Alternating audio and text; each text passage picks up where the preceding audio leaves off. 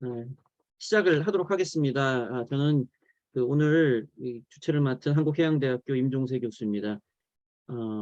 공지된 것 같이 디지털 오일필드 컨소시엄에서 방학 중에 데이터 사이언스 교육을 지금 실시하고 있습니다. 오늘 제목은 여기 석유공학 전공자를 위한 딥러닝이 될 것 같고요.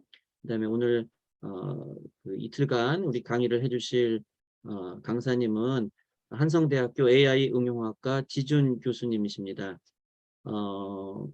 양일간 일단 강의가 이루어지고요. 오전에 2시간, 그 다음에 2시간 정도 휴식을 하고 식사하고, 그 다음에 다시 2시부터 3시간. 그래서 오늘과 내일 양일간 10시간의 강의가 진행이 됩니다. 중간중간 아마 실습도 겸해서 지도해 주실 것으로 알고 있고요. 아까 잠깐 시작하기 전에 조금 이제 우리 교수님이랑 얘기를 좀 나눴는데요. 기본적으로 뭐 딥러닝에 대한 부분, 머신러닝에 대한 부분, 데이터 사이언스에 대한 부분들은 많이들 이야기를 들었을 것으로 알고 있고요. 또 어느 정도 경험을 하거나 직접 또 논문이나 학업에 활용을 한 학생들도 있을 것으로 압니다. 근데 이제 이런 것들이 어떻게 체계적으로 돼서 공부하는 부분들은 조금 약한 것 같아서요. 아마 오늘 우리 지 교수님께서 이제 이게 어떻게 시작이 됐는지, 또 요즘은 어떻게 나갔는지, 또 우리 쪽 분야에 어떻게 또 적용이 되는지에 대한 부분들까지도 자연스럽게 해주실 겁니다. 이게 뭐 짧다면 짧은 시간이 될 거고, 뭐 길다면 길 시간이 될 건데요. 그래서 여러분들 오늘 좋은 강의를 통해서 많이 배우고, 잘 아시는 분들은 좀 체계적으로 정리하는 시간이 될 거고요. 그 다음에 또 잘 생소한 학생들 같은 경우에는 좀 체계적으로 내용들을 알아가는 그런 시간이 될 것 같습니다. 일단 시작하기 전에 잠깐 우리 기념 촬영 하나 하고 강의할 것 같은데요. 일단 혹시 가능하다 그러면 카메라 이렇게 좀 켜서 일단 얼굴 보여주고 사진 하나 뭐 일단 증빙용으로 하나 남겨놓고 그다음에 강의 우리 지 교수님께 넘겨드리려고 하거든요. 네, 우리 학생들. 네, 좋아요. 네, 대부분 이렇게 PC로 연결이 돼 있어서요. 아마 이게 실습하시는데 크게 문제는 없으실 겁니다. 네. 잠깐 카메라 잠깐 켜줘서 제가 이렇게 촬영 하나 하고요. 그 다음에 바로 시작하도록 할게요. 자, 다 켰어요? 다 킨 거예요? 우리 이영호 학생. 카메라가 없어요? 뭐 카메라 없으면 괜찮아요. 자, 그러면 잠깐 사진 하나 찍을게요. 웃으세요. 지 교수님도 웃어주시고요. 자, 찍겠습니다. 자, 하나, 둘, 셋. 네.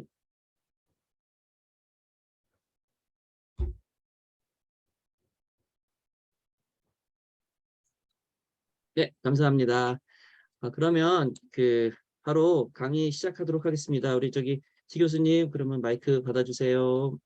네, 감사합니다. 안녕하세요, 여러분들. 제 이름은 지준입니다. 여러분 만나서 반갑습니다. 임종세 교수님한테 설명을 개략적으로 들었지만, 뭐 직접 이렇게 강의를 하다 보면 또 의외에 뜻하지 않은 변수들이 많이 생기던데, 특히 배경 지식 또는 뭐 기대하는 바 뭐 이런 것들이 좀 다 다를 수는 있어요. 그렇지만은 제가 요번 부탁받고 준비한 내용은, 그러니까 여러분들이 인공지능에 대한 기초를 어느 정도 하루 동안 다져보고, 그리고 또 다른 하루 동안은 이제 어떤 식으로 응용되고 있는지 응용 파트를 조금 해보려고 합니다. 그래서 가능하면 실제로 사용되는 논문에서는 어떤 식으로 그것들이 활용되고 있는지까지도, 그거는 조금 깊이 들어가기 좀 힘든 것 같아요. 제가 전공이 석유공학 쪽이 아니다 보니까. 그래도 뭐 차차 얘기해도 되지만 먼저 제 소개를 조금 한번 드려볼게요. 저는 사실은 지구 물리학을 전공했습니다. 원래는 그러니까 박사학위는요. 하지만 이제 이제 학교에 올 때 IT 쪽 분야의 학교에 와서 이제 잡을 갖춰서 이제 공부를 하다 보니까 주로 그냥 프로그래밍 쪽을 많이 했었는데, 과거에는 요즘에 이제 최근 들어서 한 10년 전부터는 AI 쪽에 이제 관심 갖고 프로그램 개발을 시작해서 이제 전공은 완전히 AI 쪽으로 이제 바꾼 그러한 상태입니다. 그러다가 최근 들어서 이제 학회에 관심이 있어서 한번 살펴보다가 보니까 특히 지구 물리학 쪽 얘기를 하면요. 이제 차츰차츰 그 AI를 접목하기 시작하더라고요. 그런데 거기에 대한 기초적인 그런 그 지식들이 조금 그 부족해 보이는 게 보여요. 그래서 이런 일을 조금 내가 좀 담당해야겠구나 해서 이런 그러니까 지오 사이언스 필드에서의 AI 적용에 대한 어떤 도움 줄 수 있는 그런 역할들은 제가 좀 담당하고 싶어서 여기저기에 참여하고 있습니다. 그 중에 하나로 지금 그 엔지니어링 쪽에서도 이제 필요한 것 같아서 제가 한번 이번 강의를 한번 맡아보기로 했습니다. 그래서 오늘은 그 AI 기초에 대해서 공부한다고 보시면 됩니다. 도대체 그 어떤 분들한테 굉장히 너무 상식적인 얘기일 수도 있지만 그래서 차근차근 한번 공부를 해보도록 하겠습니다. 자, 그리고 제가 일단은 그 채팅창에 링크 하나를 걸어놨습니다. 여러분들이 이미 온라인상으로 그 강의 자료를 받은 거는 알고 있습니다. 하지만 그 강의 자료에 그 링크를 따라 들어가서 말하자면 무언가를 또 살펴볼 필요가 있는 경우가 있거든요. 그럴 때는 활용하시라고 제 강의 자료 모두 다를 하나의 파일로 만들어서 그 링크를 걸어놨는데 일단은 그 한번 클릭을 해보시면 그거 설명을 먼저 드리고 시작을 할게요. 일단은 제가 화면 공유를 하고서 시작하도록 하겠습니다. 이거는 첫 번째 렉처이고요. 그렇지만은 그 링크 한번 보여드릴게요. 링크를 제가 직접 한번 눌러보면 저도 되는지 한번 누르면 되네요. 그죠? 아마 이 페이지가 지금 그 공유 퍼미션이 어떻게 되어 있는지 정확히 제가 확인을 안 해봤는데 뭐 나름대로 했는데 링크가 들어가지는지 여러분들 확인 좀 부탁드려요. 그냥 답변 한마디면 됩니다.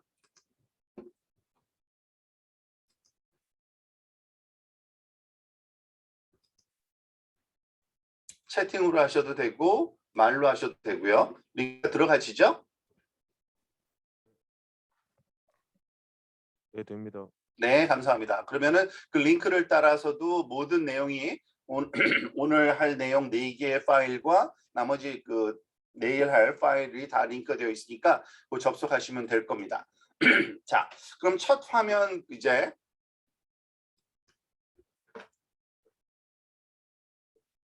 을 보면서 이제 첫 수업을 한번 시작을 해보도록 하겠습니다. 제가 필요 없는 거는 좀 꺼놓고요. 이 화면 정돈 좀 하고서 하겠습니다. 채팅창 여기다 놓고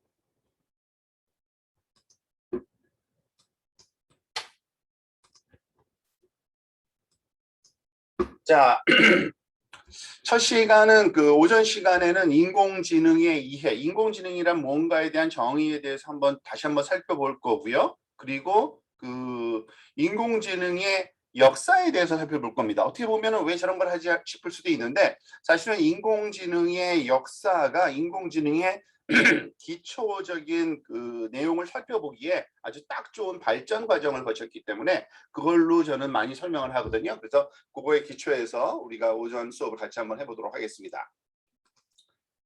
자, 보통 우리가 AI 얘기 많이 하죠. Artificial Intelligence라고 말하자면은 된 원어 그 용어를 AI 이게 약자로 해서 하는데 뭐 나름대로 갖고 있는 개념 다 있을 거예요. 그죠? 보통 그 인공지능은 인간 지능과 유사한 기능을 가진 기계를 지칭하기도 하고 또는 그러한 그 기계가 가져야 될 어떤 지능적인 부분을 연구하는 분야라고도 할 수 있습니다. 그래서 인공지능은 그 특히 어떤 특징이냐면 따라해야 할 정확한 규칙이 설명하기 힘들 때 그런 어려운 그 인지 능력을 디지털하는데 아주 유용하게 사용된다고 보시면 됩니다. 그러니까 쉽게 얘기해서 프로그램으로 아주 그냥 명시적으로 어떤 그 프로그램을 짜기 힘든 하지만 그것이 가능하기는 한 그러한 그 응용들을 우리가 표현해서 알고리즘화 시킬 때 우리가 인공지능을 많이 활용한다고 보시면 됩니다. 그런데 워낙 요즘에 인공지능에 관한 그 내용들이 많이 세상에 퍼지고 관심을 갖다 보니까 그것에 대해서 약간 좀 헷갈려하는 몇 분 그 일반인들의 말하자면은 그 오해가 좀 있어요. 뭐냐면은 인공지능이라고 다 똑같은 인공지능을 얘기를 안 하는 경우가 많습니다. 그래서 좀 더 구체적으로 얘기하면 보통 이거는 발전 과정에 따른 그 AI의 종류인데요. 약한 인공지능, 강한 인공지능, 초인공지능 이렇게 세 가지 정도로 보통 분류를 합니다. 약한 건 말 그대로 좀 이제 세지 않은 걸 약한 거다고 하죠. 근데 똑같은 내용이지만 좀 다른 용어로도 불러요. 그러니까 narrow한 intelligence라 그래서 협의, 아주 작은 의미의 인공지능. 그리고 general AI는 보통 일반적인 범용적인 인공지능.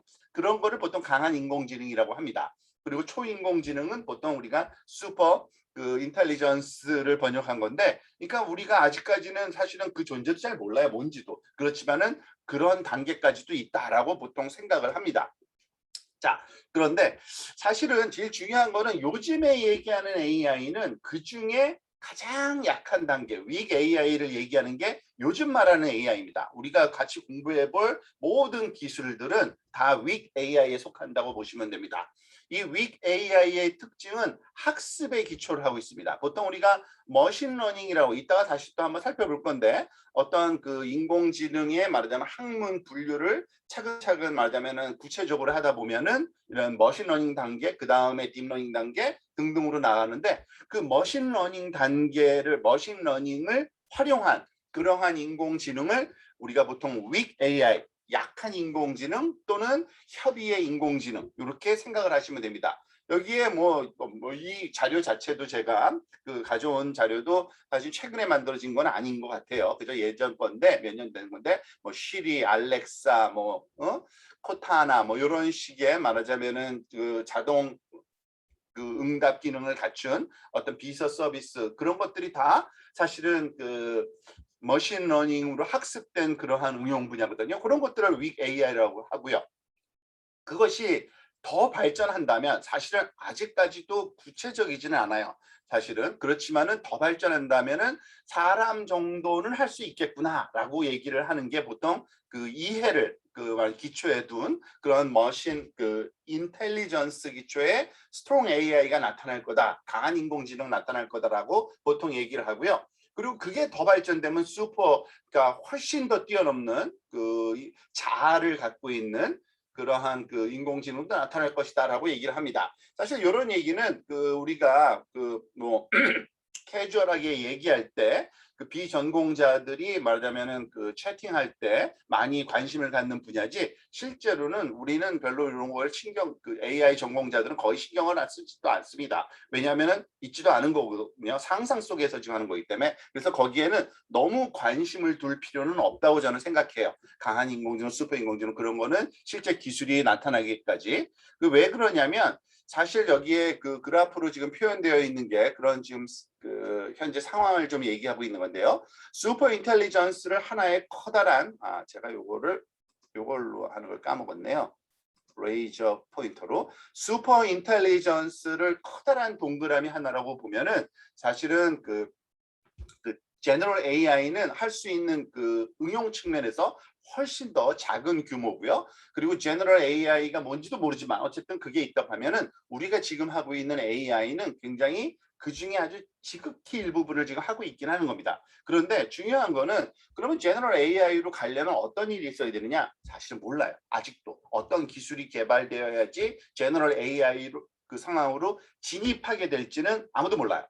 그런 게 있을 거라는 그런 방향성만 있는 겁니다. 그러니까 그거는 일어나기 전까지 우리가 구체적으로 얘기할 수는 없는 그런 상황이라는 걸 알아줘야 되고요. 하지만 어느 그 AI 그 전공자 말하자면 그 석학들도 이런 게 일어나지 않을 거라고는 생각 안 해요. 반드시 올 거라고는 생각을 합니다. 그리고 지금 방향성을 보면은 속도를 보면은 올 것도 같아요. 지금 보면은 이것도 그냥 재미삼아 알면 되는데 한 45년 앞으로 한 20년 후겠죠. 20년 후면은 이 제너럴 AI가 이제 말하자면 시대로 진입할 거고, 제너럴 AI가 말하자면은 발명되거나 말하자면 그 기술이 말하자면은 그 활용되기 시작하면은 이 슈퍼 인텔리전스 쪽으로는 금방 갈 거다라고 보통 얘기를 하고 있습니다. 그런 시대는 분명히 올 거예요. 그렇지만은 우리는 그 요즘에 그럴 때면은 걱정하는 거 많잖아요. 무슨 터미네이터란 영화가 가장 좋은 그런 예로 많이 드는데, 자각을 갖게 되면 어떠한 일이 일어날 거다, 그런 거는 정말 이제 무조건 엄청난 그냥 상상인 것 뿐이고요. 사실은 우리가 생각하기에는 훨씬 더 우리가 그 생활이 편리해지고 훨씬 더 말하자면은 할 수 있는 일이 많아지는 그러한 그 오히려 그 좋은 쪽으로 만약 발전할 가능성도 굉장히 높으니까, 그 내용에 대해서는 그 상상 표현된 내용에 대해서 너무 거기에 집착할 필요는 없을 것 같습니다. 자, 그래서 지금 이제 다시 한번 정리를 해보면은, 보통 AI 하면은 weak AI라는 게 있고 strong AI라는 게 있고 super AI라는 게 있는데, 현재는 weak AI고, 이 현재의 weak AI를 설명하는 어떤 구체적인 그 말하자면은 그 기술 범위는 기계 학습 분야다. 학습을 통한 AI다라고 이렇게 이해하시면 되겠습니다. 자, 그런데 그 우리가 보통 또 똑같은 그림인데 이런 그림을 또 많이 그리죠. 사실은 그 왼쪽에 있는 그림에서는 그 현재 상황 AI의 상태를 나타내는 건데, 이거를 또 확대해서 보면은 오른쪽에 이와 같이 우리가 사실은 AI라는 것이 요즘 유행을 해서 너무나도 많은 얘기를 듣고 있는데, 이것에 대해 관심을 갖고 살펴보다 보면은 또 그 내용이 너무너무 많아요. weak AI 안에서도 굉장히 많습니다.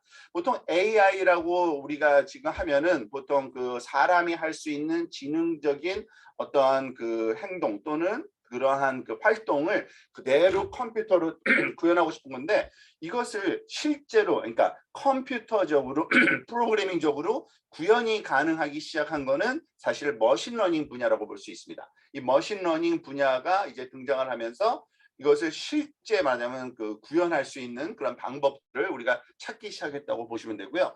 이 머신러닝을 그 활용하기 시작한 거는 꽤 오래됐어요. 그런데 그것이 말하자면은 우리가 생각한 것, 기대한 것만큼 굉장한 말하자면은 그 능력으로 우리한테 말하자면은 더 도움을 주지는 못한 게 사실입니다. 그러다가 최근 10년 전이라고 보통 얘기를 하는데, 2010년 전후해 가지고 이 딥러닝이라는 기술이 말하자면은 그 이제 우리한테 다가오면서 이 안에 가장 그 굉장히 활용도 또는 어떤 정확도 측면에서 굉장히 빠르게 발전하고 있죠. 그건 또 머신러닝 안에 한 부분이라고 또 이해를 하시는 게 좋습니다.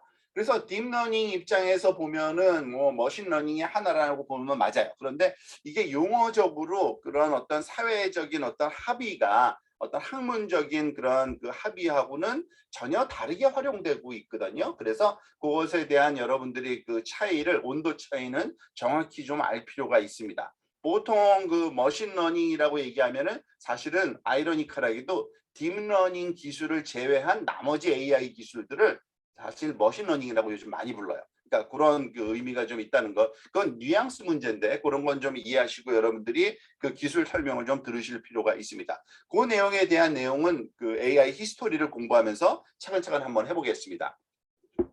자, 그런데 일단 AI 그러니까 머신러닝에 대해서 한번 살펴봅시다. 머신러닝. 이 머신러닝이라고 하는 거는 기계 학습을 말하자면은 그 얘기하는 거죠. 우리나라 말로는 기계 학습이라고 그러는데, 기계라 그래서 그 기계가 지금 미케니컬 그러한 그 엔지니어링 기계를 얘기하는 건 아니고요. 보통 우리가 말하는 컴퓨터 프로그램을 얘기한다고 보시면 됩니다. 그 컴퓨터 프로그램을 가지고 활용을 하는 데 있어서 이 아래 그래프가 가장 말하자면 머신러닝을 설명하는 말하자면 좋은 그런 그 스키매틱 다이어그램으로 많이 활용되고 있는데요. 유사한 그림들 많이 보셨을 거예요. 우리가 전통적인 프로그래밍 방법은 당연히 모두 다 컴퓨터를 쓴다는 가정하에서 데이터하고 그 데이터를 가지고 어떠한 연산을 수행할지 그런 연산 과정을 보통 규칙을 준다고 얘기를 하죠. 보통 우리는 뭐 프로그램을 짠다는 것과 똑같은 얘기입니다. 그래서 그 두 개를 주면 그 룰에 맞춰서 데이터가 프로세싱 되면 결과가 나오죠. 이게 기본 그 일반적인 보통 그 말하자면 프로그래밍 작업을 통해서 우리가 그 활용하던 그러한 방법인데, 이 머신러닝 분야에서는 오히려 그 입력으로 들어가는 데이터가 사실은 데이터와 그 아웃풋이 들어갑니다. 그러니까 룰이 들어가는 게 아니라, 그러니까 들어가고 나오는 입력과 아웃풋의 내용이 달라진 거죠. 그러니까 데이터는 보통 입력을 상징하고요. 데이터와 아웃풋을 집어넣고 그 사이에 어떤 규칙을 찾아내는 그러한 과정을 머신러닝이라고 부를 수 있는데, 이거는 굉장히 브로드한 개념으로 그냥 설명한 거고요. 구체적인 내용은 뭐 알고 있는 사람들은 맞아 저렇게 설명할 수도 있겠지. 그렇지만 처음 접하는 사람들은 저게 완전히 뜬금없고 말도 안 되고 좀 굉장히 이해하기 어려운 건 사실입니다. 그렇지만 이게 끝은 아니거든요. 사실은 실제로는 이 룰을 가지고서 이 룰을 다시 컴퓨터 안에 집어넣어서 트래디셔널 프로그래밍을 통해서 결과를 양산하는 건 똑같습니다. 그렇지만은 이 룰을 찾아내는 방법론이 소위 머신러닝이라고 보통 얘기를 한다고 보통 얘기를 우리가 많이 지칭을 합니다. 그래서 이 룰이 이 룰로 다시 돌아와서 이게 컴퓨터에 들어가서 그 룰에 따라서 뭐 프로세싱을 하는 그러니까 룰 찾는 방법으로 우리가 이 컴퓨터 그러니까 활용하는 이 알고리즘의 대부분들은 다 머신러닝으로 우리가 얘기한다라고 이해하시면 됩니다. 그런데 이 룰을 찾는 방법 자체가 또 굉장히 다양하게 있어요. 아마 이거는 너무나도 많이 보셨을 겁니다. 보통 머신러닝 하면은 그 머신러닝에는 세 가지의 서로 다른 방향성 또는 세 가지의 서로 다른 그런 항목이 있다라고 많이 설명을 합니다. 슈퍼바이스드 러닝, 그러니까 러닝하는 방법론이 다른 건데 학습하는 방법론이 슈퍼바이스드는 보통 우리나라 말로는 지도학습, 감독학습 이거를 어떻게 번역하냐에 따라서 지도학습이라고 많이 부르는 방법이고요. unsupervised는 비지도, 지도를 안 하는 거고요. reinforcement learning이라는 거는 강화학습이라고 이렇게 부릅니다. 이게 굉장히 서로 달라요. 그러니까 기본적인 프레임이, 그러니까 그 학습하는 방법이 그런데 학습하는 방법만 다른 게 아니라 사실은 목적도 다르기 때문에 사실은 이런 방법론들이 개발된 겁니다. 예를 들어서 물론 이것보다 더 세부적인 그런 분류도 있긴 합니다만 그냥 상징적으로 좀 설명을 몇 개를 드리려고 하는 것뿐입니다. 회귀라는 분야가 있어요. regression. 사실은 이 용어 설명하기가 가장 힘들어요. 저도. 왜냐하면은 우리가 쓰는 일상적인 용어가 아닐 뿐만 아니라 그걸 번역해도 도저히 이해가 안 되는 그런 용어거든요. 이거는 수학적인 용어라서 우리가 보통 어떤 함수에서 말하자면은 실수 값을 추정할 때 쓰는 알고리즘들을 다 regression이라고 수학적으로 부릅니다. 그래서 그걸 회귀라는 용어로 쓰고요. 그리고 분류라는 것도 사실은 supervised learning의 카테고리에 포함되는 그런 서브 카테고리입니다. 그러니까 클래시피케이션, 그러니까 뭐 서로 어떤 데이터가 있을 때 이 데이터가 어디에 속한다라는 이렇게 우리가 분류하는 과정을 다 supervised에 속한다고 보시면 되고요. unsupervised는 뭐 이거 이상 많은 것이 있는데 대표적인 예가 이상 아노말리 디텍션 또는 군집화 뭐 이런 것들입니다. 뭐 이것들도 뭐 구체적인 예를 우리가 사실은 살펴볼 건 아니에요. 왜냐하면 여러분들이 이제 오늘과 이제 내일 이제 AI 쪽 공부를 이제 하다 보면 사실은 AI 쪽 공부를 하다 보면은 거의 대부분은 분류 문제입니다. 분류 문제. 모든 것이 분류 문제로 귀속될 수 있어요. 그렇다고 분류가 제일 중요하다고 하는 거 아닙니다. 우리가 응용이 굉장히 쉬운 부분이 그거기 때문에 머신러닝의 슈퍼바이즈드에서 분류 문제를 거의 대부분 푼다고 보시면 됩니다. 물론 예외적인 거 있어요. 항상 절대적인 거 아닙니다. 그래서 알고 보면은 굉장히 복잡한 여러 가지 알고리즘을 설명을 했는데 우리가 결국은 분류 문제를 푼 거네. 뭐 이런 식의 어떤 결론을 우리가 정리할 수 있게 될 일이 많습니다. 이상 탐지는 아노말리 디텍션 같은 경우는 여러분들 아실 거예요. 뭐 해킹으로부터 공격을 받고 있는지 네트워크 감시라든지 아니면은 뭐 크레딧 카드 사용이 진짜 말하자면 정상적인 사용인지 아니면은 도용된 건지 이런 거 자료 할 때 쓰고요. 군집하는요 소셜 네트워크에서 사람들 말하자면은 성향 분석하고 그 사람들한테 서비스 주기 좋은 그런 것 응용이 너무나도 많고 있고요. 굉장히 응용 많이 되고 있고요. 레인포스먼트 뭐 말하면은 뭐 잔소리죠. 여러분들 잘 알고 있는 알파고가 바로 이 레인포스먼트로 훈련된 머신러닝 알고리즘이고 그런 것의 응용도 이제 차근차근 늘어나고 있는 그런 상황이라고 보시면 됩니다. 자, 여기서 그 내용들을 몇 가지만 좀 기본적인 개념은 좀 잡고 들어가야 되기 때문에 이 내용을 차근차근 한번 좀 살펴보기는 하겠습니다. 일단은 슈퍼바이스드 러닝, 왜 슈퍼바이스드라고 하냐면요. 지도학습. 우리가 말하자면은 누군가를 지도할 때는 잘 됐는지 잘못됐는지의 판단을 해줘야 되거든요. 그래서 그 판단이 소위 저희 타겟 값이라고 보통 얘기를 하는데 목표 값을 알려주면서 학습시키는 거를 보통 우리가 지도학습이라고 얘기를 합니다. 보통 이런 거예요. 오른쪽에 아주 대표적인 그림이 하나 있는데 물론 이것도 확대해서 자기의 응용 분야에 말하자면 적용하는 거는 또 다른 얘기지만 예를 들어서 뭐 오리 그림이 있는데 그거를 떡이라고, 오리니까 떡이라고 라벨을 붙여놓고요.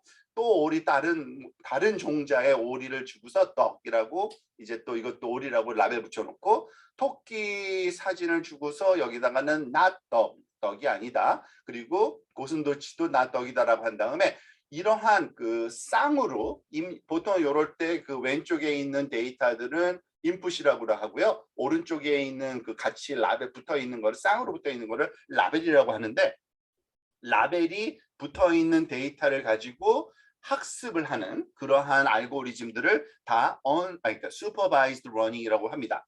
그래서 이미 그 매칭 시키는 작업을 훈련을 시켜놨기 때문에 만약에 오리 사진을 딱 주면은 이거의 답이 떡이라는 이 우리가 공부했던 그러한 라벨 중에 하나로 판단하는 그러한 식의 말하자면은 그 응용이 지도학습인데요. 이렇게 보면은 뭐 그림 보고 뭐 판단하는 이런 단순한 것 같지만 사실은 굉장히 의외로 그 응용은 엄청나게 많습니다. 아까 얘기한 대로 대부분의 말하자면 AI 응용들이 그러니까 슈퍼바이즈드 러닝으로 학습된 그러한 그 클래시피케이션 문제를 풀고 있는 경우가 많다라고 얘기를 했잖아요. 그러니까 주택 가격 예측, 뭐 이미지에서 객체 찾는 거, 심지어는 문서 번역조차도 사실은 일종의 클래시피케이션 문제의 확장된 개념이라고 보시면 됩니다. 그러면 비지도 학습 같은 경우는 뭘 비지도 학습이라고 하냐면, 사실은 이 부분도 요즘에는 굉장히 많이 말하자면 그러니까 연구가 되고 있고 발전을 하고 있는 부분 중에 하나인데요. 왜냐하면 데이터한테 라벨을 붙인다는 작업이 어떻게 보면 간단해 보일지 몰라도 이게 엄청난 작업이에요. 굉장히 힘든 작업이고, 그러니까 그 소위 비용 측면에서 보면은요, 가장 많은 AI를 훈련시키는데 가장 많은 비용이 드는 부분이 이런 라벨드 데이터를 만들어내는 작업이에요. 그 작업에서 돈이 제일 많이 든다고 보시면 돼요. 그리고 그게 또 심지어는 불가능하기까지도 해요. 너무 많은 데이터가 필요할 경우에는. 그럴 때는 그거 말고 비지도 학습으로 많은 거를 해결할 수가 있는데, 물론 모든 문제를 해결하는 게 아니라 그 학습 과정의 일부분을 비지도 학습으로 진행한다든지 뭐 등등이 있어요. 그 내용은 좀 더 그 어드밴스드 파트이기 때문에 설명은 좀 자세하겠지만, 그래서 비지도 학습도 나름대로 의미를 갖긴 합니다. 그러니까 지도 학습을 도와주는 그러한 툴로서 많이 쓰이기 때문에 그래요.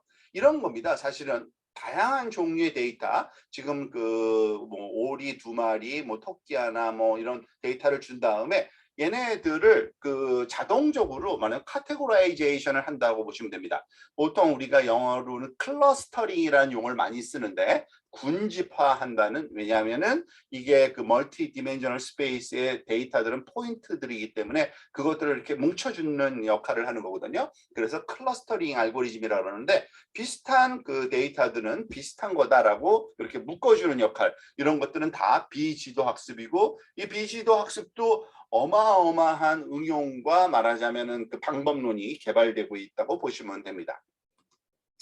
강화학습은 그 뭐 어떻게 보면은 굉장히 쉽고요. 설명이 어떻게 보면 굉장히 어렵기도 합니다. 그게 왜 동작하는지를 우리가 그걸 일일이 설명할 정도의 말하자면 시간적인 여유는 없고요. 그러니까 가장 많이 그 우리가 설명에 활용되는 게 보통 게임이죠. 게임. 강화학습으로 지금 학습된 게임 그 그림을 하나 보여주고 있는데, 아주 뭐 굉장히 유명한 블록 게임인데, 이것을 그 기계학습으로, 특히 강화학습, reinforcement learning을 하면은요, 처음에는 잘 못하다가 나중에는 이것을 아주 능숙하게 깨는데, 여러분들도 잘 알고 이런 걸 해본 사람들 다 아는데, 처음에는 그냥 단순하게 앞에 있는 거 깨다가 나중에는 옆에 구멍을 만들려고 막 노력하죠. 그런 다음에 구멍에다 확 집어넣어버리고 알아서 다다다다다 안에서 깨버리게 만들잖아요. 그럼 굉장히 쉽게 깨지는 거를 경험을 했을 겁니다. 기계들도 그러더라고요. 그것을 다 우리가 알아낸 겁니다. 그렇게 스스로 학습하게 하면은 이러한 방법까지도 학습한다라고 이해하시면 됩니다. 그래서 다시 한번 정리하면 이렇습니다. 머신러닝에는 크게 세 가지 학습 방법에 따라서 supervised learning, unsupervised learning, reinforcement learning이 있다. 그리고 이 supervised learning의 가장 대표적인 응용은 회귀, 분류. 회귀는 그러니까 실수 값이 결과 값으로 나오고 그 분류 값은 말하자면 디스크리트 값이 나온다고 보시면 됩니다. 수학적으로 보면은 그렇게 해서 이렇게 두 개를 분류하고요. 언슈퍼바이즈는 이상 탐지나 또는 군집화 등등의 응용이 있다라고 이해하시면 되겠습니다. 자, 그런데 그 뭐 여러 가지 설명 방법이 있어서 사실은 이것을 그 기회 있을 때마다 그 조금 이러한 분류 체계로 설명을 드리면은 그 어떤 새로운 방법론이 나왔을 때 이해하기가 많이 도움이 되는데요. 우리가 클래시피케이션 문제하고 이 리그레션 문제를 조금 더 수학적인 표현 방법으로 가면은 그게 또 이해가 더 쉽기도 해요. 물론 뭐 일반인들은 좀 이해하기 힘들 줄 몰라요. 그렇지만은 적어도 공학 그 분야에 몸을 담고 있는 사람들 입장에서는 결국에 우리가 어떠한 데이터든지 그 데이터는 숫자라는 건 다 알아요. 그죠? 그 정도 상식은 다 갖고 있고요. 그 숫자가 하나로 표현되면 1차원 데이터고 숫자 여러 개가 뭉쳐 있으면 벡터라는 것도 다 알아요. 그렇다 보니까 기본적으로 데이터라고 하면은 어떠한 차원 공간에서의 점입니다. 모든 것이다. 사실은 그 AI나 머신러닝 측면에서 특히 컴퓨터를 써서 이런 선형대수학적인 알고리즘으로 접근할 때는 그렇다고 보면 되고요. 그 점들에 말하자면 라벨이 붙어 있을 때 그 라벨을 기준으로 이렇게 경계, 결정 경계라고 그러죠. 우리가 결정 경계를 나누는 작업, 이런 작업이 클래시피케이션 작업이에요. 사실은. 그러니까 데이터들은 그 몇 차원 공간이든지 간에 공간에서의 점들이고 그 공간에 점들이 있을 때 그 점들의 그 구분 짓는 두 가지 서로 다른 점들을 구분 짓는 결정 경계선, 요 직선을 경계선이라고 그러잖아요. 결정 경계를 찾아서 그걸 기준으로 판단할 수 있도록 도와주는 이런 건 클래시피케이션 문제고요. 리그레션 문제는 보통 데이터들이 있을 때 그 데이터에 라벨이 없다는 건 뭐냐면 그 데이터들이 다 똑같다는 거예요. 그러니까 그렇지만은 어떤 경향성을 찾는 거죠. 그래서 그 경향성을 어떻게 함수로 표현하는 방법 이런 것을 리그레션이라고 보통 얘기를 합니다. 사실 전통적으로 이 리그레션 문제가 사실은 AI 쪽이 많이 발전되기 전에는 이거를 굉장히 많이 풀었죠. 사실은 이런 문제를 말하자면 포뮬레이션에서 접근했던 적이 더 많습니다만 요즘에는 이런 분류 문제로 똑같은 문제도 이것을 바꿔서 풀 수가 있거든요. 이런 식으로 많이 접근하고 있다라고 이해하시면 됩니다. 그거는 공학적인 그런 그 접근 방법이고요. 또 역시 이것도 모든 데이터들은 숫자고 그 숫자는 그 몇 차원이든지 간에 벡터고 그 벡터들은 말하자면 공간상의 점인데 근데 그러니까 안타깝게도 그 그러니까 다차원 공간의 점은 표현하는 게 불가능하잖아요. 3차원 이하는. 그리고 말하자면 간단하게 2차원 정도로 많이 지금 표현하고 있는 겁니다. 이런 2차원 공간상의 점들이 이렇게 주어졌을 때 이것의 그 점들의 위치가 말하자면 공간상의 위치가 비슷한 곳에 있는 것들은 서로 연관된 서로 같은 건데 약간의 노이즈가 있다 그럴까요? 아니면 약간의 변형만 있는 똑같은 자료다라고 판단하면 우리가 이렇게 클러스터링이라는 과정을 거쳐서 그 군집화를 수행할 수 있는데 이게 말하자면은 언슈퍼바이즈 러닝에서 말하는 군집화 소위 그런 것들이라고 이해하시면 됩니다.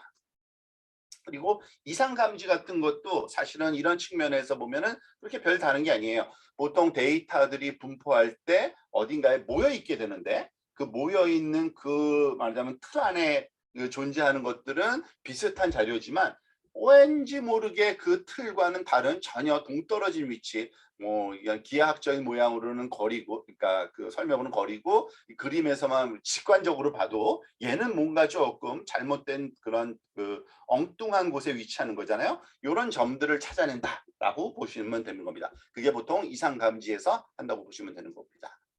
강화 학습은 뭐 자세하게 제가 설명드릴 필요는 가치도 없는데 왜냐하면 어차피 그 이해하기가 쉽지가 않아요. 그렇지만은 보통 그 일단은 그 용어는 나왔으니까 보통 보면은 이런 그 환경이 있고 그 환경을 우리가 그 기초에서 어떤 액션을 취하게 됩니다. 액션을 얘가 어떤 환경을 보고서 그리고 그 액션에 대해서 어떤 값을 리워드를 받아서 그 리워드란 보상이라는 거죠. 그러니까 용어가 이렇게 그 reinforcement learning에서만 쓰이는 용어들이 있는 것뿐이지 사실은 일반적인 그 머신러닝에서 쓰는 똑같은 알고리즘 그 말하자면 툴을 쓰긴 씁니다. 그러니까 다시 설명을 좀 이제 앞으로 우리가 뉴럴 네트워크에 대해서 사실은 결국엔 배워야 되는데 결국 뉴럴 네트워크의 입력과 출력이 입력이 환경이고 출력이 말하자면은 그 보상받은 거 그걸 기초로 한다고 보시면 됩니다. 그러니까 좀 더 쉽게 우리가 그 바둑에 대한 그 컨셉은 다 알고 있기 때문에 바둑판 모양이 입력이 되고 그 다음에 어느 바둑알을 움직일지 결정하는데 이걸 움직이면 보상을 받을지 저걸 움직이면 보상을 받을지를 말하자면 학습해 가는 것이 말하자면 이런 강화 학습이다라고 보시면 되고요. 자, 그래서 다시 한번 또 정리를 해볼게요. 이제 머신러닝에 대해서 우리가 그 얘기를 한 건데 그러니까 AI를 구체적으로 컴퓨팅 그 프로그래밍적으로 컴퓨터를 써서 실질적으로 구현하는 방법 그런 것들은 다 머신러닝이라고 부르는데 그 머신러닝에서의 러닝 기법에 따라서 슈퍼바이즈드와 언슈퍼바이즈드 레인포스먼트로 나눠지고 각각은 활용되는 그런 응용 말하자면은 그 분야가 다르기 때문에 이러한 지도, 비지도, 강화학습으로 나눠지는데 가장 중요한 거는 아마 클래시피케이션일 거다라고 여러분들한테 다시 한번 강조하고 넘어가게 보겠습니다. 자, 그런데 여러분들은 아마 말하자면 출신 말하자면 그 분야라든지 아니면 여러분들이 공부해본 그 이력에 따라서 그 지식의 차이는 있을 건데 아마 그 다양한 그런 AI 또는 머신러닝 관련된 어떤 기술 구체적인 기술명에 대해서 많이 배워봤을 거예요. 들어는 봤을 거예요. 쓸 줄은 몰라도 그런 게 있대더라라는 거. 그런데 그것에 어떤 그 기준이라기보다는 그게 어디에 속하는 기술이다라는 건 좀 알고 있어야 될 필요가 있어요.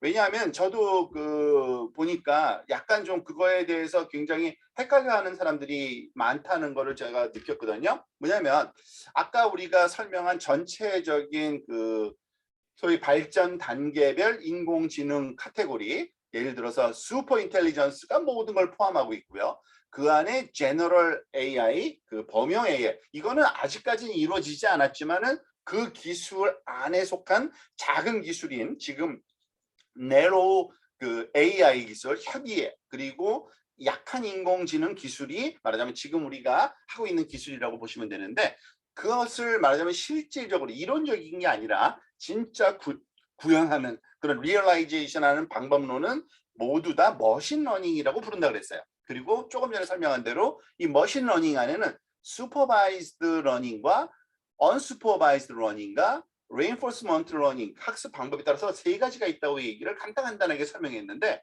그 안에 어마어마하게 많은 종류의 말하자면 알고리즘들이 많아요. 지금 개발된 게 특히 심지어는 요 분류 체계도 좀 바뀌고 있어요. 세마이 슈퍼바이즈드라는 것도 나왔어요.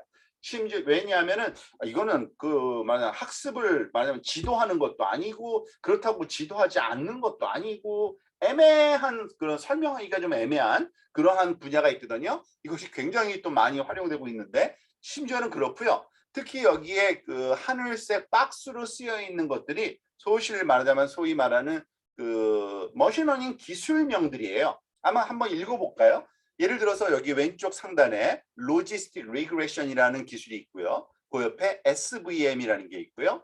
디시전 트리라는 게 있고요. 그리고 나이브 베이즈라는 기술이 있고요. 랜덤 포리스트라는 기술이 있고요. 그리고 리니어 리그레션이라는 기술이 있고요. 이 아래 보면 CNN, MLP, RNN, RNTN, 뭐 LSTM, GRU 뭐 들어본 것도 한두 개 있을 법도 하고 그렇지만은 뭐야 저렇게 복잡한 무슨 용어는 처음 들어봤다는 사람도 분명히 있을 수 있습니다. 근데 전혀 신경 안 써도 되고요. 이 정도로 종류가 많아요. 그리고 여기 슈퍼바이즈드 같은 경우에도 K-means라는 그리고 또는 low pass filter라는 A priori, attention transformer, PCA, SOM, 뭐 auto encoder 뭐 등등등 일일이 읽기도 힘든 이런 많은 것들이 있는데 지금 여기 보면은 그 아래쪽에 초록색 박스로 이렇게 제가 일부러 이렇게 그 박스를 말하자면 그 분류를 이렇게 따로 이렇게 띄워놨는데 그 이유는 뭐냐면 요 앞쪽에 있는 이 기술들은 뭐 예전 기술들이라고 보시면 됩니다. 예전 기술. 예전 기술이라는 건 뭐냐면 그러니까 저는 그 이제 그 AI 설명을 할 때 사실 요즘 말하는 AI는 사실은 딥러닝이라는 기술을 상징을 많이 하거든요. 그 뭐 학문적인 그런 분류 체계가 아니라 일반적으로 사람들이 얘기할 때 그렇다는 얘기입니다. 근데 이거는 딥러닝이 개발되기 이전에 말하자면 머신러닝 방법들이라고 보시면 됩니다. 로지스틱 리그레션, SVM, 디시전 트리, 랜덤 포리스트 뭐 등등등, K-민즈 뭐 등등등. 심지어는 레인포스먼트 러닝도 그 딥러닝이 나오기 전에도 있긴 있었어요. 그렇지만은 그렇게 말하자면 동작을 잘하지 않아서 각광을 받지 못했던 거죠. 그리고 이 위에 있는 방법들을 보통 그래서 그러니까 이것도 조심스럽긴 한데 보통 우리가 일반적으로 말하자면 그 AI 전공하는 그런 필드에서 얘기할 때는 이런 것들을 머신러닝 기술이라고 많이 얘기해요. 이런 것들을. 그리고 요건 딥러닝 기술이라고 많이 얘기해요. 그러니까 사실은 뭐 논리적으로 맞지는 않죠. 왜냐하면 딥러닝도 머신러닝의 일부면서 그죠? 그렇지만은 너무 성격이 달라요. 그러니까 방법론 기초를 거기에 그 이 방법론에 말하자면은 그 계열이 너무나도 다르다 보니까 우리가 이쪽 아래쪽 거는 딥러닝 계열의 머신러닝이다라고 얘기를 합니다. 그리고 굳이 이건 머신러닝이라고 다시 얘기를 안 해요. 그런데 제가 이런 얘기를 왜 하냐면 그 사실 그 석유공학 쪽에서는 어떠한 연구들이 이루어지고 있나 궁금해서 그 임종세 교수님한테 부탁해서 한 그 10개 정도의 논문을 전달받았는데 무슨 논문을 제가 내용을 읽어봐도 이해가 잘 안 되죠. 그렇지만 AI 용어적인 측면에서 말하자면 쭉 살펴보니까 이런 것조차도 막 헷갈려하면서 쓰는 분들이 많더라고요. 그러니까 틀린 말은 아니에요. 전혀 학문적으로는. 그렇지만은 아무도 그렇게 쓰지 않는 용어를 조금 쓰는 그런 경향이 있더라고요. 그래서 보통 머신러닝 기술이다 하면은 예전 그 저희 딥러닝이 이제 도래하기 이전 머신러닝 기술들을 통칭하는데 보통 쓴다고 보시면 되고요. 딥러닝 기술들은 물론 머신러닝에 속하긴 하지만 그냥 딥러닝이라고 보통 얘기를 많이 한다라고 보시고 그리고 주로 제가 설명드릴 거는 이 딥러닝에 관한 그런 이 기술들만 주로 설명을 할 겁니다. 그리고 사실은 우리가 이것들이 그렇다고 이것에 쓸모없다는 내용이 아니라 여러분들이 주의해야 되는 거는 그 사용되는 기술에 말하자면은 그 근본이 되는 원리가 다르다고 보시면 되는 겁니다. 즉, 요 안에 있는 그 딥러닝 기술들은 인공신경망에 기초한 모든 기술들은 다 딥러닝 기술이라고 보시면 되고요. 그 외의 기술들은 그냥 다른 기술들이에요. 인공신경망을 쓰지 않고 다른 수학적인 방법으로 말하자면은 그 학습을 진행했다고 보시면 되는 겁니다. 그런 식으로 이해하시는 게 맞습니다. 그래서 그 내용들을 우리가 차근차근 한번 살펴보려고 합니다. 자, 사실은 요 첫 번째 그 말하자면 그 렉처의 그 내용이 여기까지인데 지금 시간이 그 충분히 남아 있으니까 일단은 질문 좀 받고요. 그 질문이 없을 경우에는 바로 쉬지 않고 다음 그 수업으로 넘어가도록 하겠습니다. 혹시 질문 있으세요? 지금까지 설명드린 내용에서?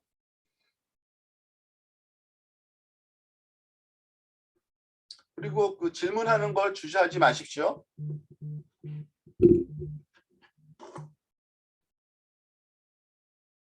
네. 제가 지금 수업 중이라서요. 오늘 하루 종일 수업인데요. 문자로 주십시오.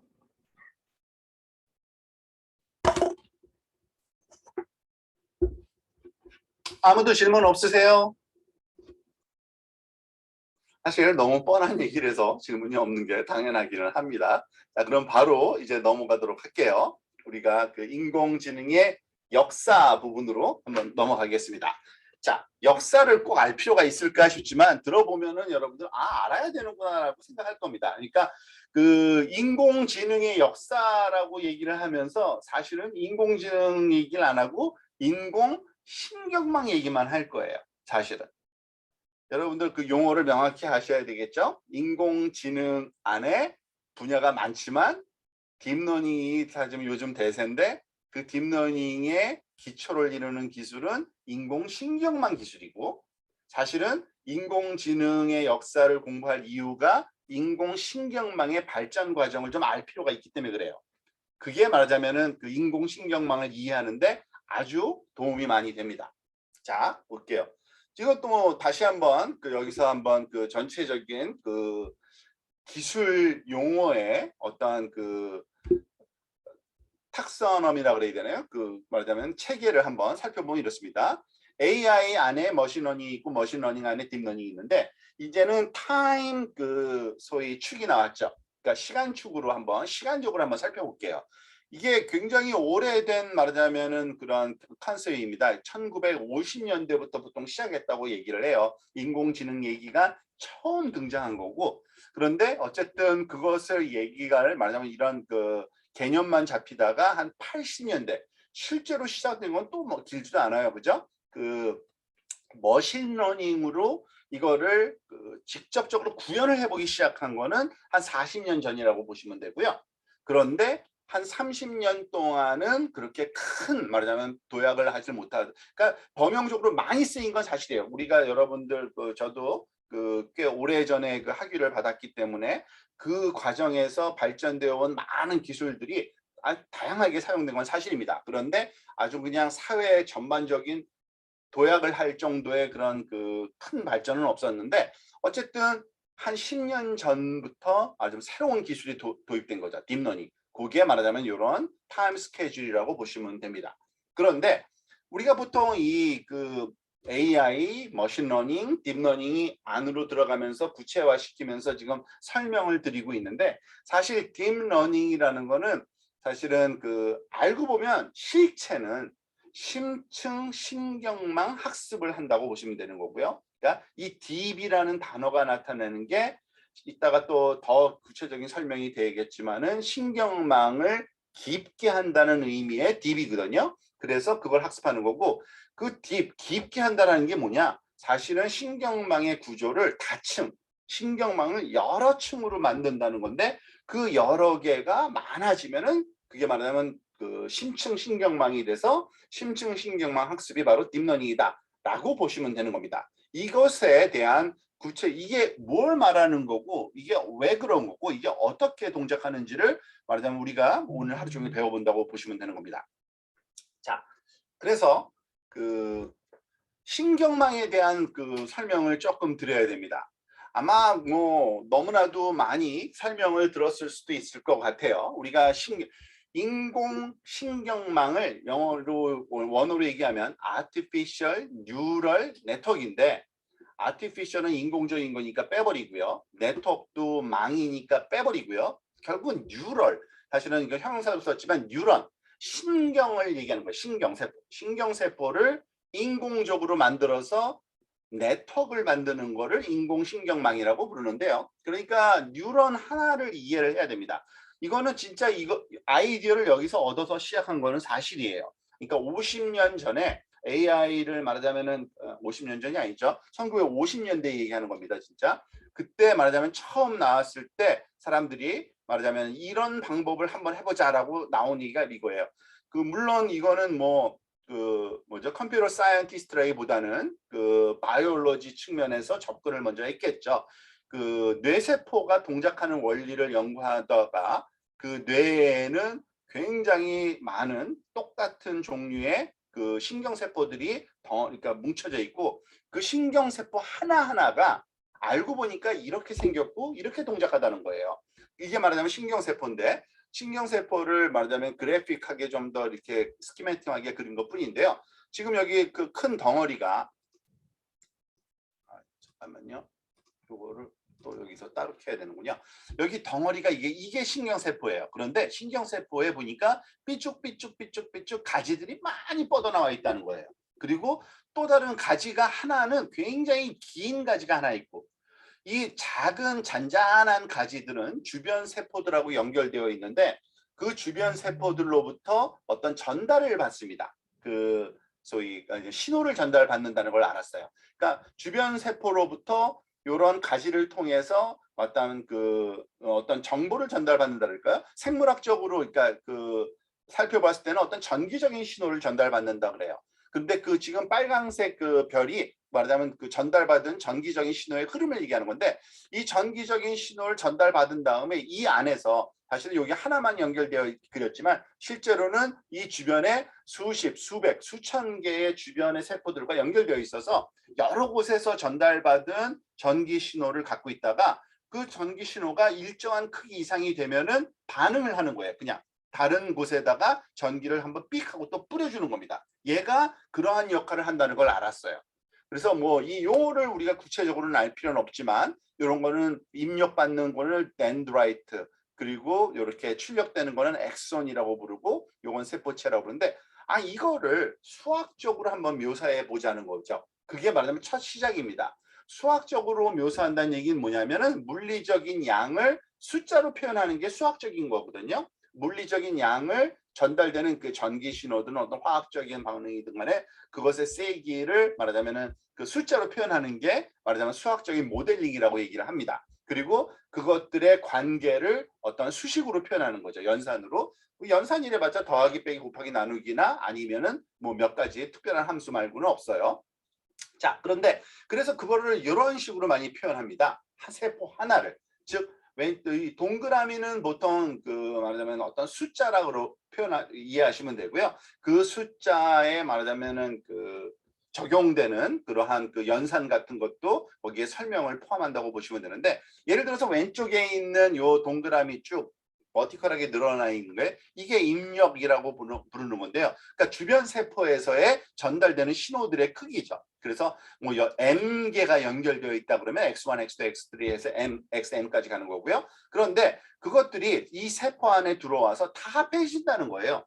상식적으로 그렇겠죠. 다 전달되니까. 그런데 이 전달될 때 말하자면 여기에 보면 이 가지들이 조금 다 그 기능이 달라요. 그래서 어떤 거는 약하게 전달되고 어떤 거는 세게 전달되고 막 이래요. 그것이 다 달라요. 그 전달되는 그 가지에 말하자면 특성에 따라서. 그래서 X1은 그대로 더해지는 게 아니라 어떤 가중된 값, 그러니까 세기가 좀 세게, 좀 약하게, 얼마만큼 약하게, 그러한 거를 숫자로 표현하면은 곱셈으로 표현할 수 있거든요. 그래서 이거를 가중치, weight라고 부르는데, 이런 가중값이 곱해진 상태로 입력이 들어옵니다. 그래서 그거를 몽땅 summation 기호죠. 덧셈을 해준다는 거예요. 더하면 숫자 하나뿐이 없어요. 더하면 숫자 하나죠, 당연히. 그런데 그 숫자가 일정한 크기, 여기서는 그 함수를 또 그 이런 계산 함수 하나가 들려 있는데, 지금 어떤 함수를 둬가지고서 얘가 말하자면 0보다 크면 무조건 반응해, 0보다 작으면 반응하지 마, 보통은 또 10보다 크면 반응해, 10보다 작으면 반응하지 마 하는 이런 함수가 여기 딱 놓여 있어서 그 함수의 기초에서 얘가 반응하도록 만들면 되는 거죠. 그러니까 만약에 우리가 이거를 진짜 그 수학적으로 알고리즘으로 뭐 어레이로 입력 만들고 웨이트 어레이 만들고 그것을 만약 연산을 말하자면 함수를 이렇게 만들어서 뭐 곱하고 더하고 이렇게 한 다음에 어떤 일이 일어나겠어요? 숫자들이 들어오면 숫자 하나가 나간다는, 그죠? 숫자들이 들어오고 숫자 하나가 나가는 건 똑같은 거예요. 항상. 근데 누구에 따라 다르게 행동하겠어요? 여기에 웨이팅 값에 따라서 어떤 웨이팅 값이 있느냐에 따라서 어떨 때는 반응하고 어떨 때 반응 안 하고, 뭐는 너무나도 단순하고 저걸 가지고 뭘 할 수 있을까 싶을 정도의 아주 간단한 그런 역할을 하는 게 뉴런, 하나의 신경세포를 수학적으로 모델링한 겁니다. 여기서부터 시작된 거예요. 그런데 그게 그러한 아이디어가 나온 게 그 AI 나온 처음부터 그게 나온 거예요, 사실은. 아까 얘기한 그 역사적인 측면에 지금 그 연대기적으로 쭉 살펴보고 있는 건데요. 1940년대, 50년대, 60년대 이때 그 아이디어가 나왔어요, 벌써. 그리고 그 아이디어를 수학적으로 구현해 봤어요, 다. 그리고 그걸 가지고서 너무나도 이건 발전 가능성, 이거를 잘 활용하면은 엄청난 걸 할 수 있겠는데라고 부푼 가슴으로 시작한 게 AI 처음입니다. 그게 그 인공지능 태동기라고 보통 불러요.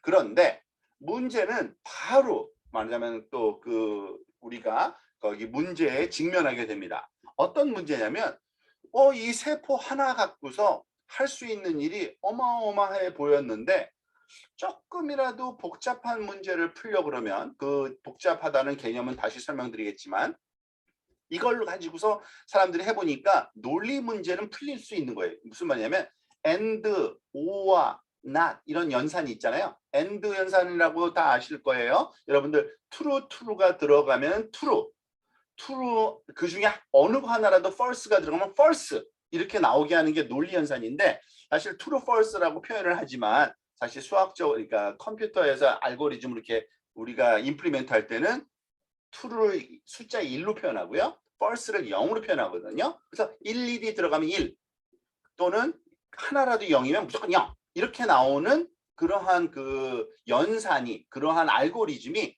이러한 그 소위 세포 하나, 뉴런 하나로 이게 가능하네라는 걸 알았어요.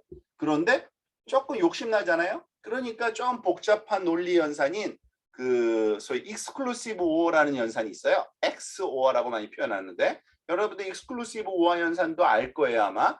둘 중에 하나, 그러니까 서로 다른 그 false true가 들어와야지만 true고, 그 둘 다 똑같은 값이 나오면은, 그러니까 false나 또는 그 true가 들어오면은 false로 반응하는 이런 식의 그 논리 체계죠. 그런 거는 이거 쉽지 않다예요. 해보니까 이거는 이걸 어떻게 못 풀겠는 거예요. 그리고 그 당시에 유명했던 학자가 이거 못 푼다라고 말하자면 겁을 잔뜩 줬어요. 그래서 사람들이, 이분들이 그렇다고 뭐 잘못한 건 아니에요. 그러니까 너무 그 논리적으로 설명을 한 게 문제였던 것 뿐인데, 그 당시에 AI의 석학들이에요. MIT에 있는 교수님들인데, 그 AI를 이제 하다가 야 이건 너무 힘들어, 이거 아마 못 풀 거야라고 했더니 사람들이 안 되는 거래, 이제 그만하자 하고 다 포기했어요. 그게 그 소위 인공지능계의 첫 번째 겨울, First Neural Winter라고 불러요. 그렇지만 또 누군가가 또 가만히 안 있고 그걸 또 공부를 해보잖아요. 해봤더니 아니야 이거 풀 수 있어라고 풀어냈어요. 그 방법론을. 그거를 설명할 겁니다. 사실은. 근데 그 오늘 설명하려는 그 주된 내용은 사실 그거예요. 그 방법론을 찾아내서 이거 되는 거네 하고서 막 사람들이 뭐 흥분했어요. 그래서 1980년대 90년대 한 20년간 이거 갖고 이거 해보고 저거 해보고 뭐 해보고 막 많은 그 발전을 이루었어요.